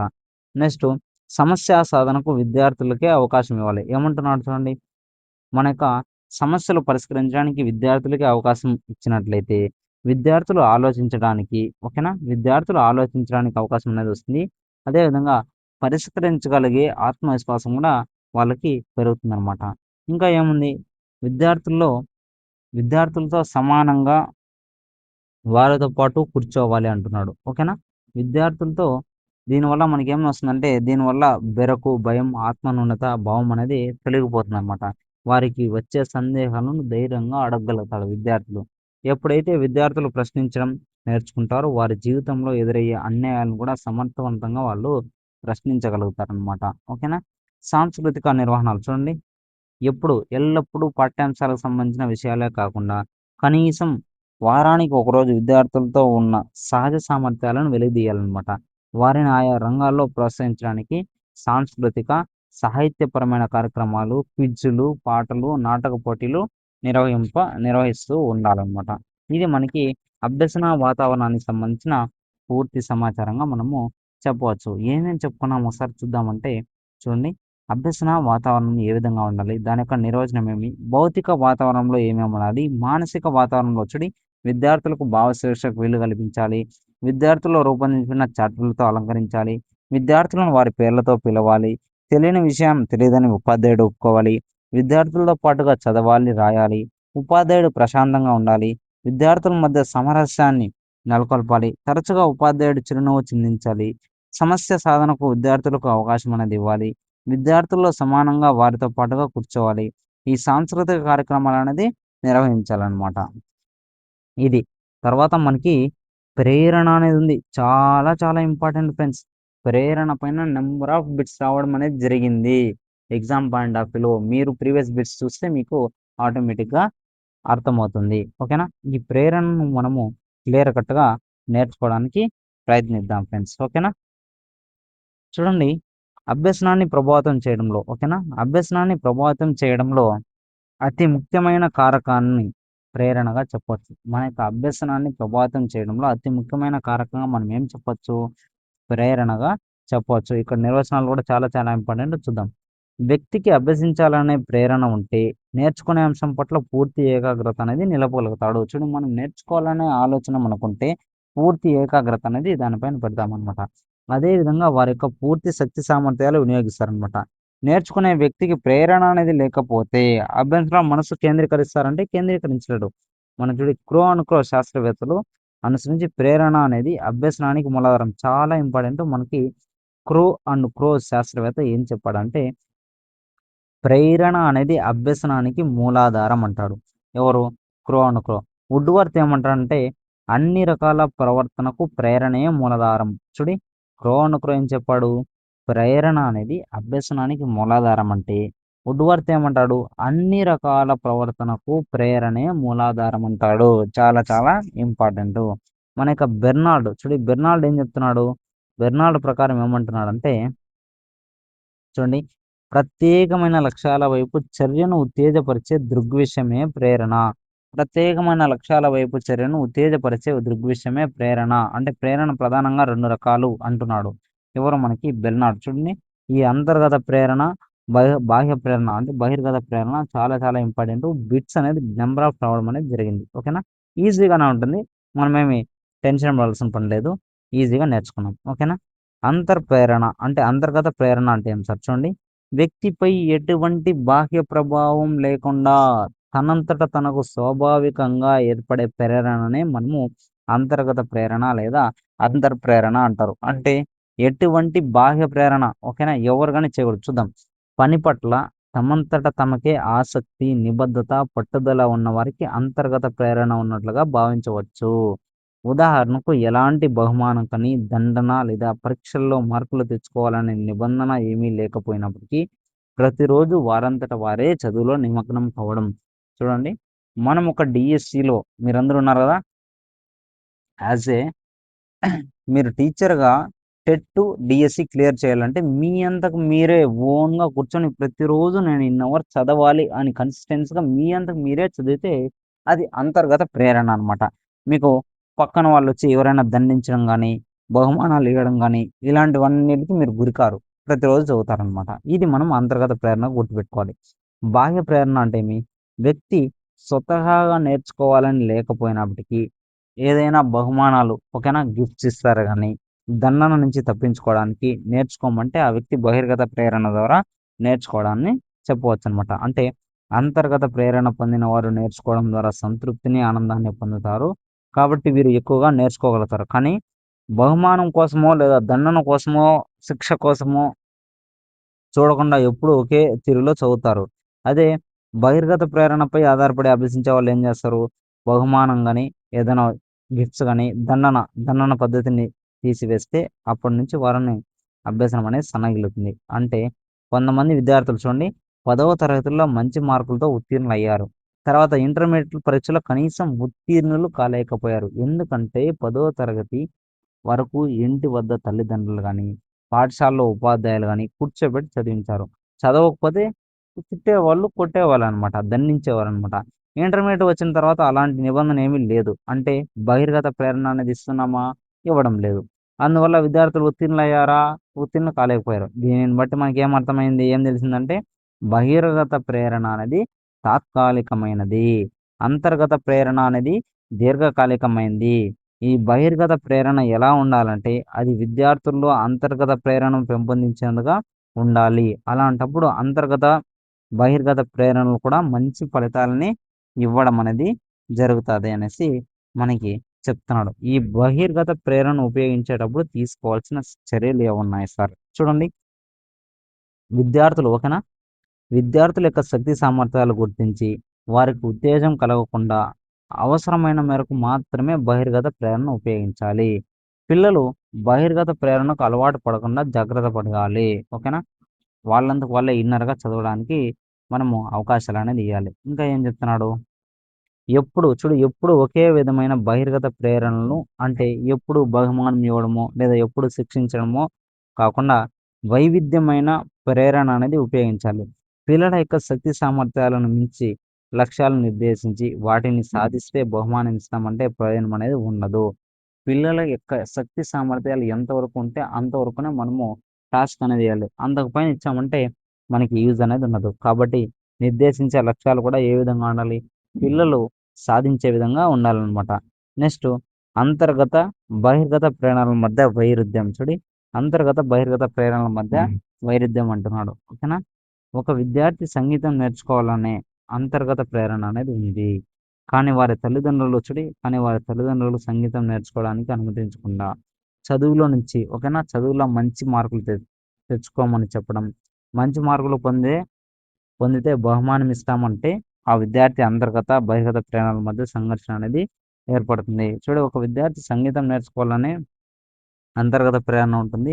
కానీ వారి తల్లిదండ్రులు సంగీతం నేర్చుకోవడానికి అనుమతించకుండా చదువులో మంచి మార్కులు తెచ్చుకోమని చెప్పడం వల్ల మంచి మార్కులు పొందితే బహుమానం అనేది ఇస్తామంటే ఆ విద్యార్థికి అంతర్గత బహిర్గత ప్రేరణ మధ్య సంఘర్షణ అనేది కూడా వస్తుంది. అలాంటి పరిస్థితికి విద్యార్థి దేనిలోనూ రాణించలేకపోతాడనమాట. ఈ అంతర్గత బహిర్గత ప్రేరణల మధ్య వైరుధ్యం లేకుండా ఉన్నట్లయితే ఆ విద్యార్థి ఉత్సాహంగా మరింతగా పెరిగి అభ్యసనం విజయవంతమయ్యే అవకాశం అనేది ఎక్కువగా ఉండడం జరుగుతుంది.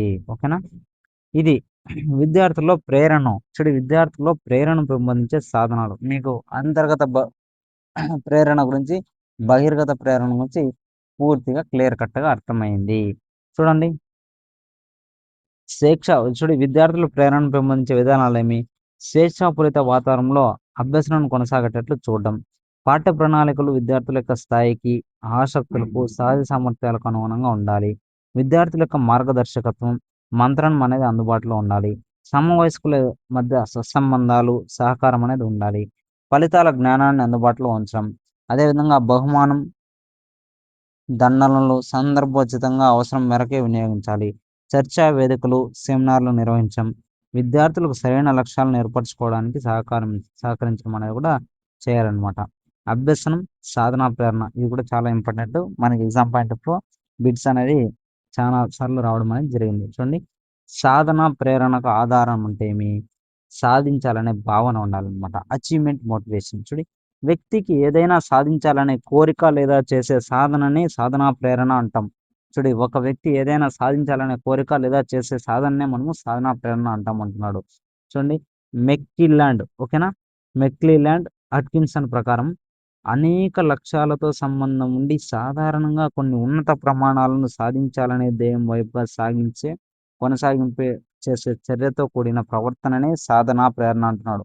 అనేక లక్ష్యాలతో సంబంధం ఉండి సాధారణంగా కొన్ని ఉన్నత ప్రమాణాలను సాధించాలనే ధ్యేయం వైపుగా కొనసాగింపుగా చేసే చర్యలతో కూడిన ప్రవర్తనే సాధనా ప్రేరణ. చాలా చాలా ఇంపార్టెంట్. ఎగ్జామ్ పాయింట్ ఆఫ్‌కి గుర్తుపెట్టుకోవాలి. ఓకేనా ఫ్రెండ్స్? ఎందుకంటే ఎగ్జామ్ పాయింట్ ఆఫ్‌లో మనకి అడగడం అనేది జరిగింది. ఓకేనా? తర్వాత మనకి మైక్ వేర్. ఓకేనా? ఇక్కడ చూడండి, మైక్ వేర్ ఏం చెప్పాడంటే చాలా ఇంపార్టెంట్. మైక్ వేర్ చెప్పింది కూడా మనము గుర్తుపెట్టుకోవాలి. ఓకేనా? ఏం చెప్పాడు చూడండి ఒకసారి మైక్ వేర్ మనకి. మైక్ వేర్ ఏమన్నాడంటే ఎగ్జామ్ పాయింట్ ఆఫ్ వ్యూ చాలా చాలా ఇంపార్టెంట్, గుర్తుపెట్టుకోండి. ఈనాడు నేను చెప్పింది ఈ స్థాయిలో ఉండడానికి కారణం రేపు నేను ఏ స్థాయిలో ఉండాలో నిన్ననే నేను ఆలోచించుకొని ఉండడమే అని చెప్పింది మైక్ వేర్. మీరు కావాలంటే టెట్ బిట్లో మీరు చూసుకోవచ్చు. ఎగ్జామ్ పాయింట్ ఆఫ్ వ్యూ ఎక్కడి నుంచి వస్తాయి ఈజీగా మీకు అర్థమవుతుంది. ఇది సాధనా ప్రేరణకు మంచి ఉదాహరణగా చెప్పవచ్చు. ఎగ్జామ్ పాయింట్ ఆఫ్ వ్యూ చాలా చాలా ఇంపార్టెంట్. మన మైక్ వేర్ చెప్పింది ఈనాడు నేను ఈ స్థాయిలో ఉండడానికి కారణము రేపు నేను ఏ స్థాయిలో ఉండాలో నిన్ననే నేను ఆలోచించుకొని ఉండడమే సాధనా ప్రేరణ అంటున్నాడు. ఓకేనా? ఎవరైతే సాధించాలనే కోరిక ఉంటుందో వారు మాత్రమే సాధించగలరు, ఏదైనా సాధిస్తారు. ఓకేనా? సామర్థ్యాలు ఉన్నప్పటికి కూడా సాధించాలనే కోరిక లేకపోతే ఆ సామర్థ్యాలను వినియోగించుకోలేరు. కరెక్టే కదా?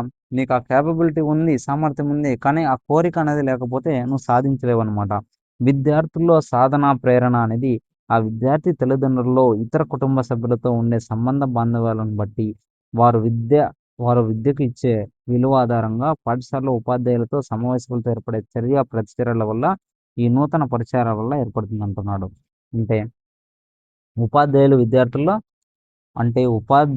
విద్యార్థులు సాధనా ప్రేరణను పెంచవచ్చనమాట. ఓకేనా? ఈ సాధనా ప్రేరణకు అలవాటు పడిన వ్యక్తి తాను సాధించిన గెలుపులో ఆనందాన్ని, సంతృప్తిని, ఒక రకమైన గర్వాన్ని పొందుతాడు. జీవిత లక్ష్యం స్పష్టంగా లేని వారికి సాధనా ప్రేరణ తక్కువగా ఉంటుంది. ఈ సాధనా ప్రేరణ తక్కువైనట్లయితే వారి సామర్థ్యాల మేరకు కూడా అభ్యసించలేరు. ఇది మనకి చాలా బాగా యూజ్ అవుతుంది. ఎందుకంటే మనందరూ ఏదైనా సాధించాలి అని మనకు ఒక ఆలోచన ఉంది అంటే అది సాధనా ప్రేరణ ద్వారా మనం సాధించడానికి చాలా అవకాశాలనేది ఉంది. మన యొక్క మెక్‌క్లీలాండ్ అండ్ అట్కిన్సన్ యొక్క నిర్వచనము, అదేవిధంగా మైక్ వేర్ యొక్క నిర్వచనము ఏం చెప్పాడు మెక్లాన్ అట్కిన్సన్? అనేక లక్ష్యాలతో సంబంధం ఉండి సాధారణంగా కొన్ని ఉన్నత ప్రమాణాలను సాధించాలనే ధ్యేయం వైపు కొనసాగింపు చేసే చర్యనే సాధన ప్రేరణ అంటారని చెప్పాడు. మైక్ వేవర్ డిఎస్సిలో కానీ టెట్లో కానీ ఇవ్వడం జరిగింది. ఏమొచ్చింది? ఈనాడు నేను ఈ స్థాయిలో ఉండడానికి కారణం రేపు నేను ఏ స్థాయిలో ఉండాలో నిన్ననే నేను ఆలోచించుకొని ఉండడమే సాధనా ప్రేరణ అంటున్నాడు. సాధనా ప్రేరణ అంటే అర్థమవుతుందా? సాధించాలనే కోరిక అనేది ఉండాలి ఫ్రెండ్స్. ఓకేనా? అప్పుడే మనం ఏదైనా సాధించగలము. ఓకేనా? ఈజీగానే ఉందా? అర్థమవుతుందా మీకు? తర్వాత అభిరుచులు ఉంది. ఓకేనా? తర్వాత అభిరుచులు ఇంట్రెస్ట్ అనేది మనకుంది. తర్వాత ఈ అభిరుచులు కూడా మనము చెప్పుకోవడానికి ట్రై చేద్దాం ఫ్రెండ్స్. ఓకేనా? చూడండి, అభిరుచులు ఇంట్రెస్ట్ ఇంతవరకు మనము ప్రేరణ గురించి నేర్చుకున్నాం. ప్రేరణ అనేది చాలా చాలా ఇంపార్టెంట్. ఒక్క మార్కు 100% అనేది రావడం జరుగుతుంది. గుర్తుపెట్టుకోండి. ఓకేనా? దీనిని ఇంట్రెస్ట్ ఏమి? అభిరుచులు. దీనిని ఆసక్తి లేదా ఇష్టాయిష్టాలకు సంబంధించిన విషయంగా మనం చెప్పవచ్చు, భావించవచ్చు. అభిరుచులు సహజంగా వ్యక్తులలో ఉంటాయి. ఇవి అభ్యసనం వల్ల కూడా ఏర్పడతాయన్నమాట. తల్లిదండ్రుల ఇష్టాయిష్టాలు, కుటుంబ సభ్యులు, చిన్ననాటి స్నేహితులు, నివసించే పరిసరాల నుండి కూడా మనకి ఎన్నో అభిరుచులు అనేవి వస్తూ ఉంటాయి. అభిరుచుల్లో చూడు, అభిరుచులు వయసుతో పాటు కూడా మారుతూ ఉంటాయి. ఇది కూడా ఇంపార్టెంట్. అభిరుచి అనేది వయసుతో పాటు మారుతూ ఉంటుంది. అందుకే రాజకీయ నాయకులు రాజకీయంలో శాశ్వత మిత్రులుగా గాని, శాశ్వత శత్రువులుగా గాని ఉండరని అంటూ ఉంటారు. అంటే నేడు ఇష్టపడే వ్యక్తి, వస్తువు, విషయం ఆ తర్వాత అయిష్టంగా మారడానికి అవకాశం ఉంది. ఏ వ్యక్తినైనా మనం బాగా ఇష్టపడతామో ఆ వ్యక్తి ఇష్టాయిష్టాలను కూడా మనకు ఇష్టాలుగా మార్చుకుంటూ ఉంటాం. అందుకే ఏ ఉపాధ్యాయుడైతే విద్యార్థులు బాగా ఇష్టపడతాడో ఆ ఉపాధ్యాయుని విద్యార్థులందరూ ఇష్టపడతారు. అంటే బాగా అభినందిస్తారనమాట. అంతేకాకుండా అతడు బోధించే సబ్జెక్టుల పట్ల పిల్లలు బాగా ఇష్టపడడం అనేది జరుగుతుంది. చూడండి, మనకి ఇంగ్లీష్‌లో మంచి కొటేషన్ ఇచ్చాడు. ఇఫ్ యూ వాంట్ ఏ ఓకేనా? If you want to be a good teacher either you should love your students or you should love your children. If you love but you will be the best teacher అంటున్నాడు. ఓకేనా? అందుకే ఈ మధ్య కష్టపడి చదవండి అనే నానుడి ప్రఖ్యాతిగాంచిందనమాట. ఓకేనా? ఏ ఉపాధ్యాయుడైతే విద్యార్థులను బాగా ఇష్టపడతాడో ఆ ఉపాధ్యాయుని విద్యార్థులందరూ ఇష్టపడతారు, అభినందిస్తారు. అంతేకాకుండా అతడు బోధించే సబ్జెక్టుల పైన కూడా పిల్లలు బాగా ఇష్టపడతారనమాట. ఏ వ్యక్తినైతే మనం ద్వేషిస్తామో అతడు ఇష్టపడే వాటిని కూడా మనం ద్వేషించడం జరుగుతుంది. మనకి ఇష్టం లేని వ్యక్తి ద్వేషించే విషయాన్ని కూడా మనం ప్రేమిస్తాం. అందుకే శత్రువు యొక్క శత్రువు ఏమవుతాడు? మిత్రుడవుతాడు. డిక్షనరీ ఆఫ్ సైకాలజీ ప్రకారం అభిరుచిని మనం ఎన్ని రకాలుగా చెప్పవచ్చు అంటే 3 రకాలుగా చేయవచ్చు. అభిరుచిని దేని ప్రకారం 3 రకాలుగా నిర్వచించారంటే డిక్షనరీ ఆఫ్ సైకాలజీ అని గుర్తుపెట్టుకోవాలి. వ్యక్తి యొక్క అవధానాన్ని ఎక్కువ కాలం నిలిపి ఉంచే స్థితి.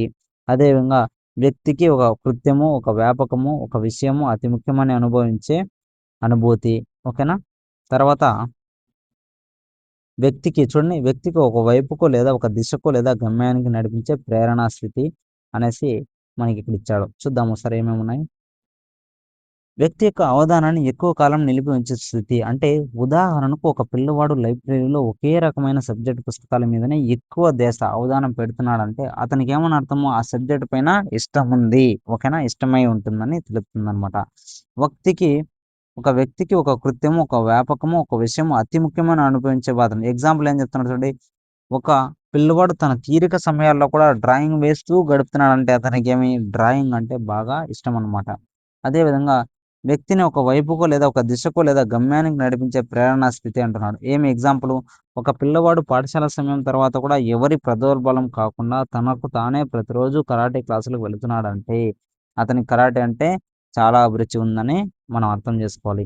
పైన పేర్కొన్న విధంగా అభిరుచులను మార్చడానికి అవకాశం అనేది ఉంది. కనుక తల్లిదండ్రులు, ఉపాధ్యాయులు వారు ఆశించిన అభ్యసనాంశాలపై అభిరుచులు పెంపొందించడానికి కృషి చేయాలన్నమాట. విద్యార్థులు కేవలం తెలివితేటలు ఉంటే సరిపోదు. వారు సహజంగా అభిరుచి చూపించే విషయంపై ప్రోత్సాహాన్ని అవ్వగలిగితే ఆ రంగంలో రాణిస్తాడు. ఏ రంగంలో అయినా రాణిస్తాడు. లేదా ఏదైనా సబ్జెక్ట్ పైన అభిరుచి ఏర్పరచగలిగితే ఆ రంగంలో మంచి ప్రావీణ్యత అనేది సాధించడం జరుగుతుంది. ఇది చాలా చాలా ఇంపార్టెంట్. మనము అభిరుచిని తెలుసుకునే పద్ధతులు. సార్ అభిరుచిని ఏ విధంగా తెలుసుకుంటారు? ఇంపార్టెంట్. సింపుల్‌గానే ఉంటుంది. మనకి ఎగ్జామ్ పాయింట్ ఆఫ్‌లో సింపుల్‌గా అడిగేస్తారు. గుర్తుపెట్టుకుందాం. ప్రకటిత అభిరుచి. ఓకేనా? స్టేట్ ఇంట్రెస్ట్ అంటే ఏమి? పిల్లలు స్వయంగా తమకు ఇష్టమైన విషయం, పేరు, వృత్తి వెల్లడిస్తారు. ఉదాహరణకు ఒక పిల్లవాడు తనకు విజ్ఞాన శాస్త్రం అంటే ఇష్టము. తను డాక్టర్ కావాలంటున్నాడు. అంటే అదేమన్నా చెప్పొచ్చు. ప్రకటిత అభిరుచిగా మనము చెప్పవచ్చనమాట. వ్యక్తి అభిరుచి చూడండి. వ్యక్తులు తమ ఇష్టాలను స్వయంగా వెల్లడించలేరు. వాళ్ళు చెప్పరనమాట. వారిని మనం పరిశీలించినప్పుడు వారు ఏ అంశంలో ఎక్కువగా నిమగ్నమవుతున్నారు? దేనిలో ఎక్కువ అవధానం చూపుతున్నారు? దానిని గమనించడం వల్ల తెలుసుకునే అభిరుచిని మనం వ్యక్తి అభిరుచి అనవచ్చు. అంటే వ్యక్తి తన యొక్క అభిరుచిని తన కృత్యాల ద్వారా వ్యక్తపరుస్తున్నారన్నమాట. చూసారా? ప్రకటిత అభిరుచి అంటే ఆల్రెడీ పిల్లవాడు చెప్తాడు తనకేమి ఇష్టము అనేసి. వ్యక్తి అభిరుచి అనేది మనమే తెలుసుకోవాలి బాగా పరిశీలించి. ఓకేనా? ఈ తర్వాత అభిరుచి మాపనలు అంటున్నాడు. ఓకేనా? ఈ అభిరుచి మాపనలు ఎగ్జామ్ పాయింట్ ఆఫ్‌లో చాలా చాలా ఇంపార్టెంట్. మనం ఏది గాని వదులుకోవడానికి అవకాశం అనేది లేదనమాట. చూద్దాం ఒకసారి ఏముందనేసి. ప్రయోజ్యులు ప్రశాంత వాతావరణంలో పేపర్, పెన్సిల్ పరీక్షలు నిర్వహించి వారి యొక్క అభిరుచులను మాపనం చేస్తారనమాట. దీనికి ఉపయోగించే అభిరుచి మాపనాలని స్ట్రాంగ్ ఔద్యోగిక అభిరుచి మాపని. ఓకేనా? స్ట్రాంగ్ ఔద్యోగిక అభిరుచి మాపని. అదేవిధంగా మిన్నీసోటా ఔద్యోగిక అభిరుచి మాపని, క్యూడర్ శోధన అభిరుచి మాపని, క్యూడర్ వృత్తి సర్వే, ఓహియో అభిరుచి సర్వే, లీ తెర్ఫో వృత్తి అభిరుచిక శోధిక మొదలైన వాటిని ఉపయోగిస్తారనమాట. వీటిలో స్ట్రాంగ్ ఔద్యోగిక అభిరుచి మాపనం గురించి మనము తెలుసుకుందాం అనేసి ఇచ్చాడు. ఇక్కడ చూడు ఏమేమి ఇచ్చాడు మనకి. స్ట్రాంగ్ ఔద్యోగిక అభిరుచి మాపని, మిన్నీసోటా ఔద్యోగిక అభిరుచి మాపని, అదేవిధంగా క్యూడర్ సాధారణ అభిరుచి సర్వే, క్యూడర్ వృత్తి సర్వే, ఓహియో అభిరుచి సర్వే, లితిర్ఫో వృత్తి అభిరుచి శోధిక మొదలైనవి గురించి ఇచ్చాడు ఈడ. ఈ స్ట్రాంగ్ ఔద్యోగిక అభిరుచి గురించి మనము క్లియర్ కట్‌గా తెలుసుకోవడానికి ప్రయత్నాలు అనేది చేద్దాం ఫ్రెండ్స్. ఓకేనా?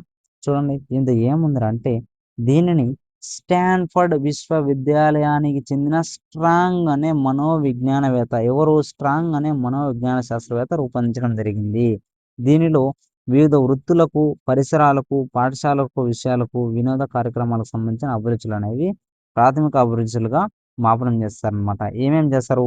వివిధ వృత్తులకు సంబంధించి, పరిపాలనకు సంబంధించి, పాఠశాల విషయాలకు సంబంధించి, వినోద కార్యక్రమాలకు సంబంధించిన అంశాలనేది ఉంటుంది.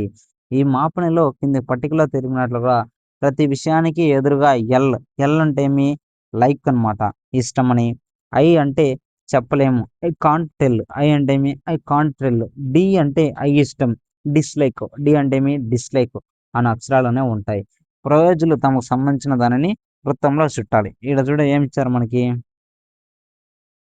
క్రమ సంఖ్య, విషయం, ఇష్టం లేదా చెప్పలేను, అయిష్టం అంటున్నాడు. అంటే ఏమి ఇష్టం అంటే ఏమి? లైక్. చెప్పలేను అంటే ఐ కాంట్ టెల్. డి అంటే డిస్‌లైక్ అని గుర్తుపెట్టుకోవాలి.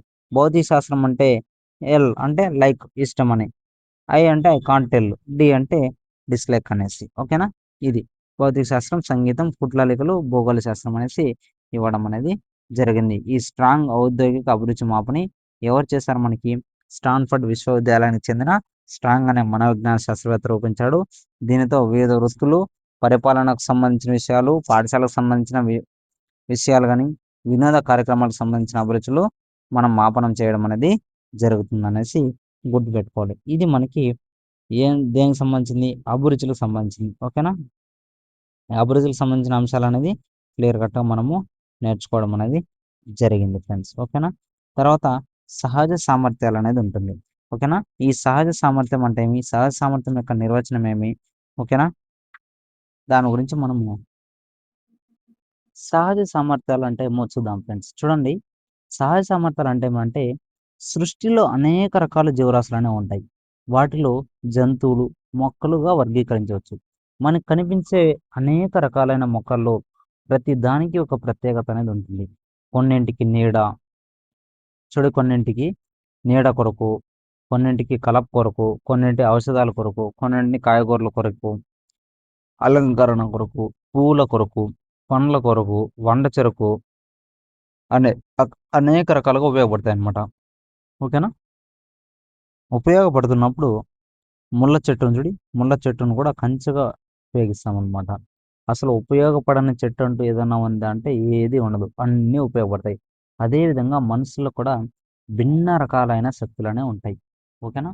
ప్రతి మనిషిలో కూడా భిన్న రకాలైన శక్తులనే ఉంటాయి. ప్రతి ఒక్కరూ ఈ సమాజానికి ఏదో రకంగా ఉపయోగపడేవారే. ప్రతి వ్యక్తిలో ఏదో ఒక రకమైన ప్రత్యేకత అనేది ఉంటుంది. ఆ ప్రత్యేకతను గుర్తించి అతనిని ఆ విధంగా ఉపయోగించుకున్నట్లయితే, ఆ వ్యక్తితో పాటు సమాజానికి కూడా లాభం అనేది చేకూరుతుంది. వ్యక్తిలో ఉండే ఈ ప్రత్యేకతనే సహజ సామర్థ్యంగా మనము పరిగణించవచ్చనమాట. చూద్దాం. ఈ సహజ సామర్థ్యాన్ని మనం ఏమేముంది, దీంతో ఇంపార్టెంట్ ఏమనేసి కూడా మనము నీట్‌గా నేర్చుకోవడానికి ట్రై చేద్దాం ఫ్రెండ్స్. ఒక వ్యక్తి ఒక రంగంలో రాణించడానికి వ్యక్తిలో స్వతహాగా పుట్టుకతో వచ్చిన సామర్థ్యాన్నే మనము సహజ సామర్థ్యంగా భావించవచ్చు. చూడండి. ఒక వ్యక్తి ఒక రంగంలో రాణించడానికి వ్యక్తిలో స్వతహాగా పుట్టుకతో వచ్చిన సామర్థ్యాన్ని మనం ఏం చెప్పొచ్చు? సహజ సామర్థ్యంగా చెప్పొచ్చు. అంటే పుట్టుకతోనే ప్రతి వ్యక్తికి ఒక ప్రత్యేక సామర్థ్యం అనేది ఉంటుంది. ఆ సామర్థ్యాన్ని గుర్తించి ఆ రంగంలో తగిన శిక్షణ అనేది ఇస్తే, ఆ రంగంలో మాస్టర్ అనేది అవుతాడనమాట. ఉదాహరణకు ఒకేసారి ఒక శిక్షణను పొందిన వైద్యులలో ఒకరు అత్యధిక నైపుణ్యాన్ని సంపాదించి, ఆ వైద్యుడిని మించిన వారు లేరు అనుకునేలా పేరు ప్రఖ్యాతులు గాంచితే, అది బ్యాచ్‌కి చెందిన మరొక వైద్యుడు చూడండి. ఒక బ్యాచ్ ఒక బ్యాచ్‌లో ఇద్దరు డాక్టర్స్ అని ఉన్నారు. ఆ డాక్టర్స్‌లో ఒక డాక్టర్ పేరేమో బాగా అభివృద్ధి వచ్చేసింది. ఫేమస్. ఇద్దరు సేమ్ స్కూల్‌లో సేమ్ చదివారు. సేమ్ స్టడీస్ అన్నీ. ఓకేనా? మరో డాక్టర్ ఏమో అంత పేరు ప్రఖ్యాతులనేది పొందలేకపోవచ్చు. దీనికి రీజన్ ఏమంటే కారణం ఏమంటే, మొదటి వ్యక్తిలో వైద్యుడికి ఉండవలసిన సామర్థ్యాలు అతనికి పుట్టుకతోనే వచ్చాయన్నమాట. ఓకేనా? రెండవ వ్యక్తికి అవి లేవు అని భావించవచ్చు. అదే విధంగా సంగీతం నేర్చుకున్న వ్యక్తి అంతర్జాతీయ ఖ్యాతి ఓకేనా? పొందితే ఓకేనా? తన సహచరులు అంతే గుర్తింపు రాకపోవడానికి కూడా కారణం అనేది వారిలో సహజ సామర్థ్యం లేకపోవడమే. ఓకేనా? వ్యక్తులు వ్యక్తులు వివిధ రంగాలను వారి వారి అభిరుచులను బట్టి గాని, జీతభత్యాలు ఎక్కువగా ఇచ్చే దానిపై ఆధారపడి ఎంపిక చేసుకుంటారనమాట. ఓకేనా? చూడండి. కొందరు ప్రతి ఉద్యోగానికి దరఖాస్తు చేసుకొని ఎంపికైన వాటిలో దేనిలో అయితే జీతం ఎక్కువగా ఉంటుందో దానిలో స్థిరపడాలనుకుంటారు. కానీ సరైన ఫలితాలు సాధించలేక సంతృప్తి పొందలేకపోవడానికి కారణం అతనికి తన సహజ సామర్థ్యానికి తగిన వృత్తిని చేపట్టలేకపోవడమే. మనం ఎన్నో రకాల ఎగ్జామ్స్‌కి అప్లై చేస్తాం. కానీ మనకంటూ ఒక సహజ సామర్థ్యం అనేది ఉంటుంది. అది ఏ జాబ్ రావాలని మనం దానికి పర్ఫెక్ట్‌గా ప్లానింగ్‌తో చదువుతామో అదే వస్తుంది. అన్నీ రావాలంటే రావన్నమాట. గుర్తుపెట్టుకోవాలి. ఇది మనకు కూడా బాగా ఉపయోగపడుతుంది. ఓకేనా? ఈ సహజ సామర్థ్యం యొక్క నిర్వచనాలు ఏమున్నాయో ఒకసారి చూడండి. ఇంపార్టెంటు. ఒక పనిని నిర్వహించడానికి కావాల్సిన సామర్థ్యం అనేది పుట్టుకతోనే స్వతహాగా కొంత ఉంటే, దానికి తగిన శిక్షణ ఇవ్వడం ద్వారా మంచి ప్రావీణ్యులుగా తయారు చేయవచ్చు. ఒక పనిని నిర్వహించడానికి కావాల్సిన సామర్థ్యం అనేది పుట్టుకతోనే స్వతహాగా ఉంటే, దానికి తగిన శిక్షణ ఇవ్వడం ద్వారా మంచి ప్రావీణ్యులు తయారు చేయవచ్చు. ఒక ప్రత్యేకమైన విభాగంలో ఉన్నత స్థాయికి చేరుకోగలిగే కౌశలాన్ని, శక్తి సామర్థ్యాన్ని సహజ సామర్థ్యం అంటారని చెప్పింది చూడు. ఒక ప్రత్యేకమైన విభాగంలో ఉన్నత స్థాయిని చేరుకోగలిగే కౌశలాన్ని, శక్తి సామర్థ్యాన్ని సహజ సామర్థ్యం అంటారని చెప్పిన వ్యక్తి తర్వాత కొన్ని ప్రత్యేకమైన సమస్యలను పరిష్కరించడానికి తోడ్పడే లక్షణాలను కలిగిన ప్రవర్తనే సహజ సామర్థ్యం అనేది బెంగ్‌హామ్. కొన్ని ప్రత్యేక సమస్యలొస్తే బెంగ్‌హామ్. ఒక ప్రత్యేకమైన విభాగం వచ్చిందంటే తర్వాత వ్యక్తి భవిష్యత్తులో ప్రత్యేక కౌశలాన్ని, సామర్థ్యాన్ని సూచించే ప్రస్తుత పరిస్థితినే సహజ సామర్థ్యం అని చెప్పింది కార్ల్ యూల్. ఈ నిర్వచనాలన్నీ చాలా చాలా ఇంపార్టెంట్. గుర్తుపెట్టుకోవాలి. వ్యక్తి భవిష్యత్తులో ప్రత్యేక కౌశలాన్ని, సామర్థ్యాన్ని సూచించే ప్రస్తుత పరిస్థితినే సహజ సామర్థ్యం అని చెప్పింది కార్ల్ యూల్. ఓకేనా? తర్వాత సామర్థ్యాలను, నైపుణ్యాలను నేర్చుకోవడానికి, సాధనను ప్రదర్శించడానికి అవసరమైన అంతర్గత శక్తులను అభివృద్ధి చెందించే సామర్థ్యాలను తెలిపే దానిని సహజ సామర్థ్యం అని చెప్పింది హన్ను మాక్లీన్. హన్ను మాక్లీన్ కొత్త కొత్త శాస్త్రవేత్తలు వస్తున్నారు. గుర్తుపెట్టుకోవాలి. సామర్థ్యాలను, నైపుణ్యాలను నేర్చుకోవడానికి, సాధనను ప్రదర్శించడానికి అవసరమైన అంతర్గత శక్తులను అభివృద్ధి చెందిన సామర్థ్యాలను తెలిపే దానిని సహజ సామర్థ్యం అని చెప్పింది హన్ మాక్లీన్. మీరేం పెట్టుకోవాలి, సైడ్ హెడింగ్ పెట్టుకోవాలి. సహజ సామర్థ్య నిర్వచనాలను పెట్టుకోవాలి. ఆ నిర్వచనాలు సైడ్ హెడింగ్ ఒక పేపర్ తీసుకోవాలి క్లాస్ వినేటప్పుడు. సహజ సామర్థ్యం నిర్వచనాలను హెడ్డింగ్ పెట్టుకొని నలుగురు ఎవరెవరు, మన్ను, బెంగ్హాము, కార్లియల్లు, హాన్ మార్క్లిన్ వీళ్ళు పేర్లు రాసుకోవాలి. చిన్న చిన్నగా గుర్తులు అనేది గుర్తుపెట్టుకోవాలి. ఇప్పుడు మన్ అంటే ఏమి, ఒక ప్రత్యేకమైన విభాగంలో అని గుర్తుపెట్టుకోవాలి. అదే బెంగ్హామ్ అంటే కొన్ని ప్రత్యేకమైన సమస్యలను అని గుర్తుపెట్టుకోవాలి. హాల్ అంటే ఏమి, ఒక వ్యక్తి భవిష్యత్తులో కార్లు, ఓకేనా, భవిష్యత్తులో కార్లు ప్రత్యేక కౌశలాన్ని చూడి, ఇక్కడ కూడా మనకి ప్రత్యేక కౌశలాన్ని ఆన్ చేశాడు. మనకు అన్నిట్లోన డిఫరెంట్ డిఫరెంట్ అనేది ఉంది, ఓకేనా. హన్మాక్లినేమి, సామర్థ్యాలను నైపుణ్యాలను నేర్చుకోవడానికి, సాధనను ప్రదర్శించడానికి అవసరమైన అంతర్గత శక్తులను అభివృద్ధి చెందించే సామర్థ్యాలను తెలిపే దానిని సహజ సామర్థ్యంగా మనము చెప్పవచ్చు ఫ్రెండ్స్, ఓకేనా. తర్వాత చూడండి, వ్యక్తి వ్యక్తి రంగంలో రాణించడానికి తెలిపేదే సహజ సామర్థ్యం. వ్యక్తి ఏ రంగంలో రాణించడానికి తెలిపేదో సహజ సామర్థ్యం అంటున్నాడు. ఎక్కువ సహజ సామర్థ్యం కలిగిన వ్యక్తి తక్కువ సమయంలో నైపుణ్యత సాధిస్తాడు. చూడి, ఎక్కువ సహజ సామర్థ్యం ఉందనుకో తక్కువ సమయంలోనే ఏదైనా క్రాక్ చేయొచ్చు. ఎంత ఎక్కువ సహజ సామర్థ్యం ఉంటే అంత ఎక్కువగా ఆ వ్యక్తి ఆ రంగంలో రాణించగలుగుతాడు. షార్ట్కట్లో ఫాస్ట్ నేర్చుకుంటారు అనమాట. వ్యక్తిలో సహజ సామర్థ్యం ఒక నిగూఢ శక్తిగా ఉంటుంది. అది సరైన శిక్షణ ద్వారా వికసిస్తుంది అనమాట. దానికి మంచి ట్రైనింగ్ ఇస్తే బాగా అభివృద్ధి చెందుతుంది. ప్రతి ఉపాధ్యాయుడు విద్యార్థుల్లో ఉన్న సహజ సామర్థ్యాన్ని గుర్తించి సరైన శిక్షణ అనేది సూచించగలగాలి, ఓకేనా. దానిపై సరైన అభిరుచి వైఖరులను పెంచగలిగితే విద్యా వ్యవస్థ లక్ష్యాలను నెరవేరినట్టే అంటున్నాడు. ఎగ్జాంపుల్ చూడి, సచిన్ టెండూల్కర్కు క్రికెట్ ఆటకు సంబంధించిన సహజ సామర్థ్యాలనే ఉన్నాయి. విశ్వనాథ్ ఆనంద్కి, కోనేరు హంపికి చెస్ అంటే చాలా ఇష్టం. అభినవ్ బింద్రకు విలువిద్యలో చాలా ఇంపార్టెంట్ ఉంది. ఏఆర్ రెహమాన్ అంటే మీకు మ్యూజిక్లో ఉంటుంది. ఆర్పి పట్నాయక్ గానంలో ఉంటాడు.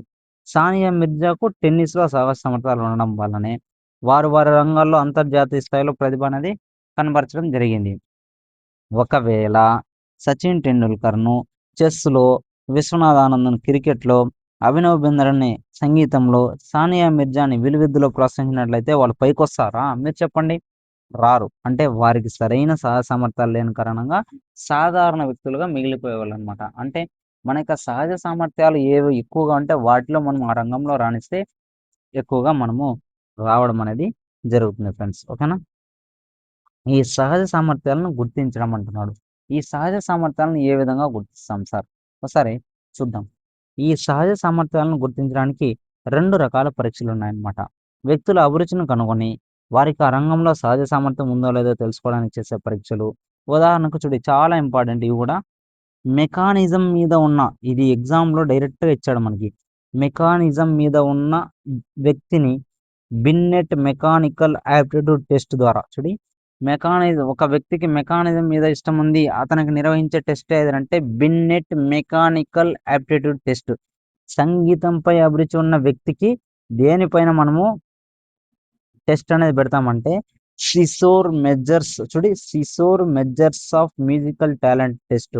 అదే చిత్రలేఖనం మీద అభిరుచి ఉందనుకో, అది ఏం టెస్ట్ అంటే సిసోర్ ఆర్ట్ జడ్జిమెంట్ టెస్ట్. ఉపాధ్యాయ వృత్తిని చేపట్టాలనే ఇష్టం ఉన్న వారికి టీచింగ్ యాప్టిట్యూడ్ టెస్ట్. చాలా చాలా ఇంపార్టెంట్. ఇవి ఇచ్చేసి మ్యాచింగ్ ఇచ్చాడు. మొన్న జరిగిన టెట్లోనే ఇవి ఇచ్చేసి మనకి మ్యాచింగ్ ఇవ్వడం జరిగింది. గుర్తుపెట్టుకోవాలి, ఓకేనా. ఇక్కడ నుంచినే బిట్లు రావడం అనేది జరిగింది ఫ్రెండ్స్, ఓకేనా. అంటే రెండవ రకమైన సహజ సామర్థ్య పరీక్షలు ప్రత్యేకంగా ఎలాంటి అభిరుచి లేని వ్యక్తులను పరీక్షించడానికి, వారిలో ఉన్న సహజ సామర్థ్యాలను గుర్తించడానికి ఉపయోగిస్తారు. ఇలాంటి పరీక్షలు మనము సహజ సామర్థ్య పరీక్షమాల అంటారు. ఉదాహరణలకు డిఫరెన్షియల్ యాప్టిట్యూడ్ టెస్ట్ బ్యాటరీ. గుర్తుపెట్టుకొని మెకానిజం మీద ఉంటే బిన్నెట్ మెకానికల్ యాప్టిట్యూడ్ టెస్ట్ ఈజీనే. సంగీతం పైన ఉంటే Seashore measures of musical talent test, music ఆడే ఉంటుంది. చిత్రలేఖనం మీద ఉంటే Seashore art and judgement test అనేది వచ్చేస్తుంది. ఇంకా ఏది ఉంది, ఉపాధ్యాయుడు వస్తే టీచింగ్ యాప్టిట్యూడ్ టెస్ట్ అనేది మనకి ఈజీగా గుర్తుపడడానికి అవకాశం అనేది ఉంది, ఓకేనా. ఓకే, నెక్స్ట్ మనకి డిఫరెన్షియల్ యాప్టిట్యూడ్ టెస్ట్ బ్యాటరీ, ఓకేనా. ఇది కూడా ఇంపార్టెంట్. చూద్దాం. ఎగ్జామ్ పాయింట్ ఆఫ్ డైరెక్ట్గా బిట్లు రావడం అనేది జరుగుతుంది. ఈ డిఫరెన్షియల్ యాప్టిట్యూడ్ టెస్ట్ బ్యాటరీలో, ఓకేనా, ఎన్ని సామర్థ్య పరీక్షలు ఉన్నాయంటే 8 రకాలు ఉన్నాయి. దీనిని థర్స్టన్ యొక్క ప్రాథమిక శక్తుల సిద్ధాంతం ఆధారంగా జార్జ్ కే బిన్నెట్ అతని యొక్క అనుచరులు రూపొందించారు. గుర్తుపెట్టుకోవాలి, దీనిని రూపొందించింది ఎవరంటే జార్జ్ కే బిన్నెట్.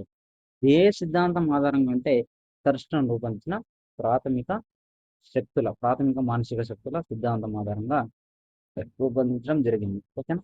ఈ 8 రకాల సహజ సామర్థ్యాలు ఏమి ఉన్నాయి చూడండి.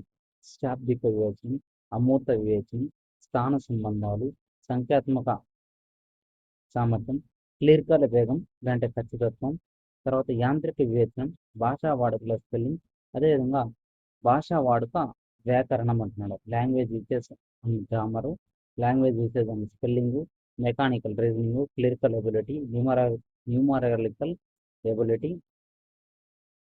అదేవిధంగా space relations, abstract reasoning, verbal reasoning అనేసి మనకి ఇవ్వడం అనేది జరిగింది ఫ్రెండ్స్. ఓకేనా. ఇవి 8 మనం గుర్తుపెట్టుకోవాలి. ఎన్ని అని అడిగినారనుకో DAT-Vలో, ఓకేనా, డిఫరెన్షియల్ యాప్టిట్యూడ్ టెస్ట్ బ్యాటరీలో ఎన్ని సహజ సామర్థ్య పరీక్షలు ఉన్నాయని ఎన్నో సార్లు అడిగిన బిట్టు 8 అని మనం గుర్తుపెట్టుకోవాలి. ఇంపార్టెంట్. ఓకేనా. ఈ సహజ సామర్థ్యాన్ని గుర్తించడం, వాటి యొక్క ప్రాముఖ్యత ఏమైనా చెప్తాడు. ఈ సహజ సామర్థ్య పరీక్షలు మార్గదర్శకత్వానికి వెన్నెముక లాంటివి. ఇప్పుడు మన యొక్క సహజ సామర్థ్య పరీక్షలు అనేది మార్గదర్శకానికి వెన్నెముక లాంటివి అన్నమాట. విద్యార్థి దశలో కానీ, వృత్తి స్వీకరించే దశలో కానీ వారి యొక్క సహజ సామర్థ్యాల ఆధారంగా మార్గ మార్గదర్శకత్వం చేస్తే ఆ వృత్తిలో సఫలత అనేది సాధించగలరంటున్నాడు. విద్యార్థుల యొక్క సహజ సామర్థ్యాలు ఉపాధ్యాయులకు తెలిసి ఉన్నట్లయితే వారి యొక్క సహజ సామర్థ్యాల పట్ల కానీ, అభిరుచిని కానీ, ధనాత్మక వైవోతులని ఆటోమేటిక్గా ఉపాధ్యాయులు పెంపొందించడం అనేది జరుగుతుంది. ఓకేనా. ఈ సహజ సామర్థ్యాల పరిజ్ఞానం విద్యార్థులకు కలిగించినట్లయితే వారు తమ సహజ సామర్థ్యం లేని వృత్తులకు చేపట్టి అసంతృప్తి, నిరాశ, నిస్పృహకు లోను కాకుండా చూడవచ్చునమాట. ఈ సహజ సామర్థ్యాల పరిజ్ఞానం అనేది ఆయా సంస్థల యాజమాన్యాలకు తెలిసి ఉండడం వలన తాము ఇచ్చే శిక్షణకు అనువైన విద్యార్థులను ఎంపిక చేస్తుంది. వారి సమయం, డబ్బు వృధా కాకుండా ఈజీగా కాపాడుకోవచ్చు అనమాట. వివిధ సహజ సామర్థ్యాలకు అనువైన కరికులంను రూపొందించడం వలన విద్యార్థుల యొక్క శక్తి సామర్థ్యాలు పూర్తిగా వినియోగించుకోవడానికి వీలవుతుంది. ఇది మనకు సంబంధించిన సమాచారం అనమాట. చాలా ఇంపార్టెంట్, గుర్తుపెట్టుకోవాలి. ఈ DAT-Vని ఎవరు చేశారు? థర్స్టన్ యొక్క ప్రాథమిక శక్తుల సిద్ధాంతం ఆధారంగా జార్జ్ కే బిన్నెట్ రూపొందించడం జరిగింది. ఓకేనా. గుర్తుపెట్టుకోవాలి. నెక్స్ట్ మనకేముందంటే వైఖరులు అనేది ఉంది. మనము వైఖరులు అంటే ముఖ్యం చూడండి.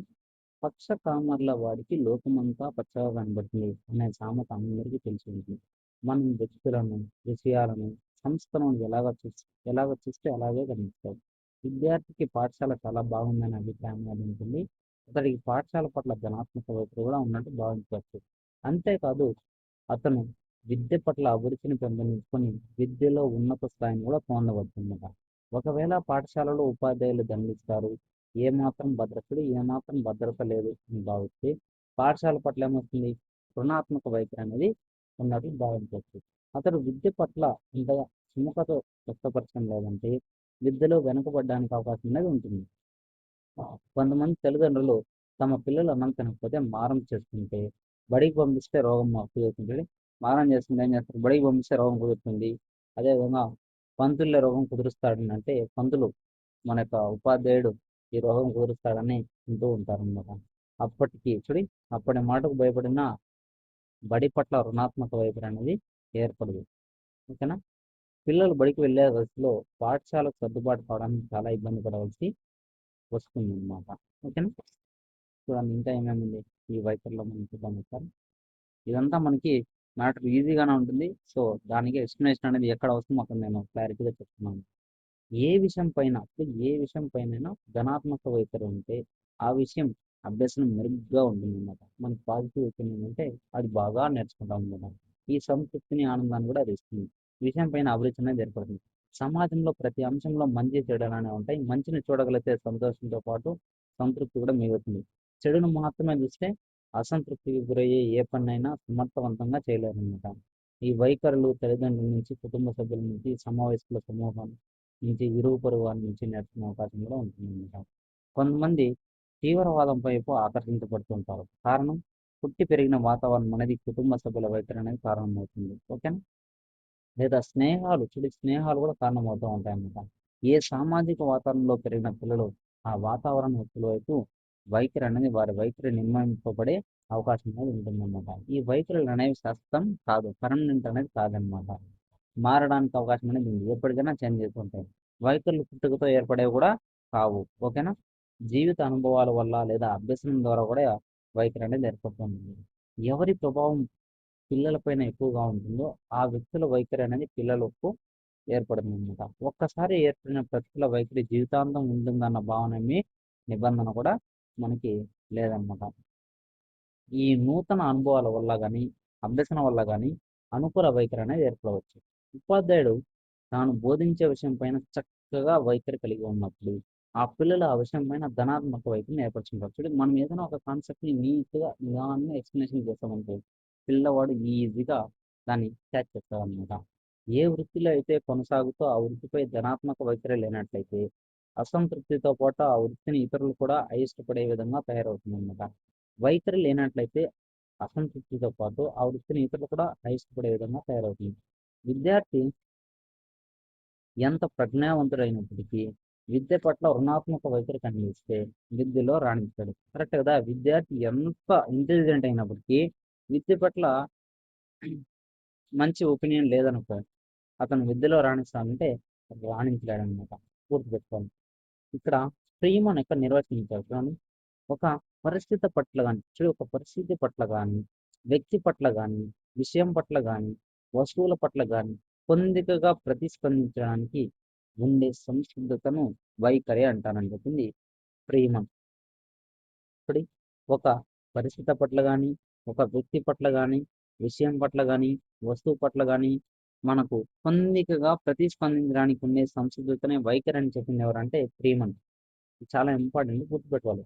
సాంఘిక విషయాలకు బాహ్యంగా ప్రతిస్పందించే సంసిద్ధతనే చెప్పింది ఎవరంటే మెహ్రాన్స్. చూడి, సాంఘిక విషయాలకు బాహ్యంగా ప్రతిస్పందించే సంసిద్ధతనే వైఖరి అని చెప్పింది మెహ్రాన్స్ అనమాట. అంటే వైఖరులు వ్యక్తి బాహ్య ప్రవర్తన ద్వారా మాత్రమే తెలుసుకోవచ్చు. కరెక్ట్ కదా? ఈ వ్యక్తిలో విడిగా ఉండక అతని మానసిక ఉద్వేగ స్థితిలో కూడా కలిసి పనిచేస్తూ ఉంటాయి అన్నమాట. వైఖరులు వ్యక్తిగత, సాంఘిక, రాజకీయ, ఆర్థిక, నైతిక సంబంధం అనేది కూడా కలిగి ఉండడం అనేది జరుగుతుంది ఫ్రెండ్స్. ఓకేనా?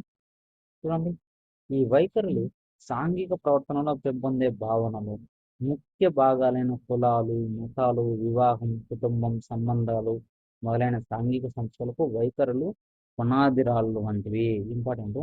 వైఖరులు సాంఘిక ప్రవర్తనలో పెంపొందే భావనలు అనేది ముఖ్య భాగాలుగా చూడండి. కులాలు కానీ మతాలు కానీ వివాహం, కుటుంబం, సంబంధాలు మొదలైనవి మనకి సాంఘిక సంస్థలకు వైఖరి అనేది పునాదిరాళ్ళు ఉంటుంది అనమాట.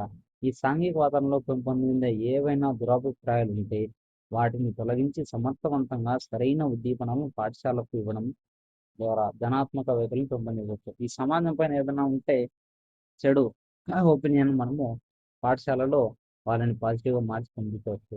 వ్యక్తి సహజ సామర్థ్యాలు అతనికి ఏ రంగంలో ప్రావీణ్యం కాగలడో సూచిస్తే ఆ సామర్థ్యాలపై సరైన అభిరుచి కలిగించి దాని పట్ల ధనాత్మక వైఖరిని చేసినప్పుడు పరిపూర్ణ మానవునిగా రూపుదిద్దగలం. ఈ మూడింటి మధ్య సమన్వయం లేకపోతే సంపూర్ణ అభివృద్ధి కొరబడుతుంది.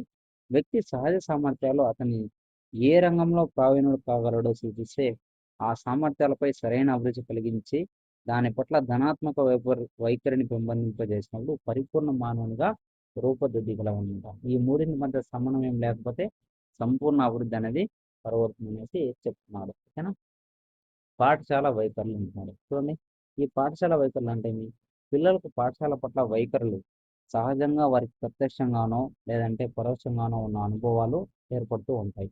ఈ అనుభవాలు తృప్తిని కలిగిస్తే చూడండి, ఆ అనుకూల వైఖరులు అసంతృప్తి కలిగిస్తే ప్రతికూల వైఖరులు అనేది ఏర్పడుతూ ఉంటాయి. పిల్లలకు బడి పట్ల వైఖరులు వారి బడిలో చేరకముందు కానీ చేరిన తర్వాత కానీ ఏర్పడుతూ ఉంటాయి. బడి పట్ల స్కూల్ పట్ల వాళ్ళకి వైఖరి అనేది ఎప్పుడు ఏర్పడుతుంది? బడిలో చేరిన తర్వాత కానీ చేరకముందు కానీ ఏర్పడుతూ ఉంటుంది అనమాట. ఓకేనా?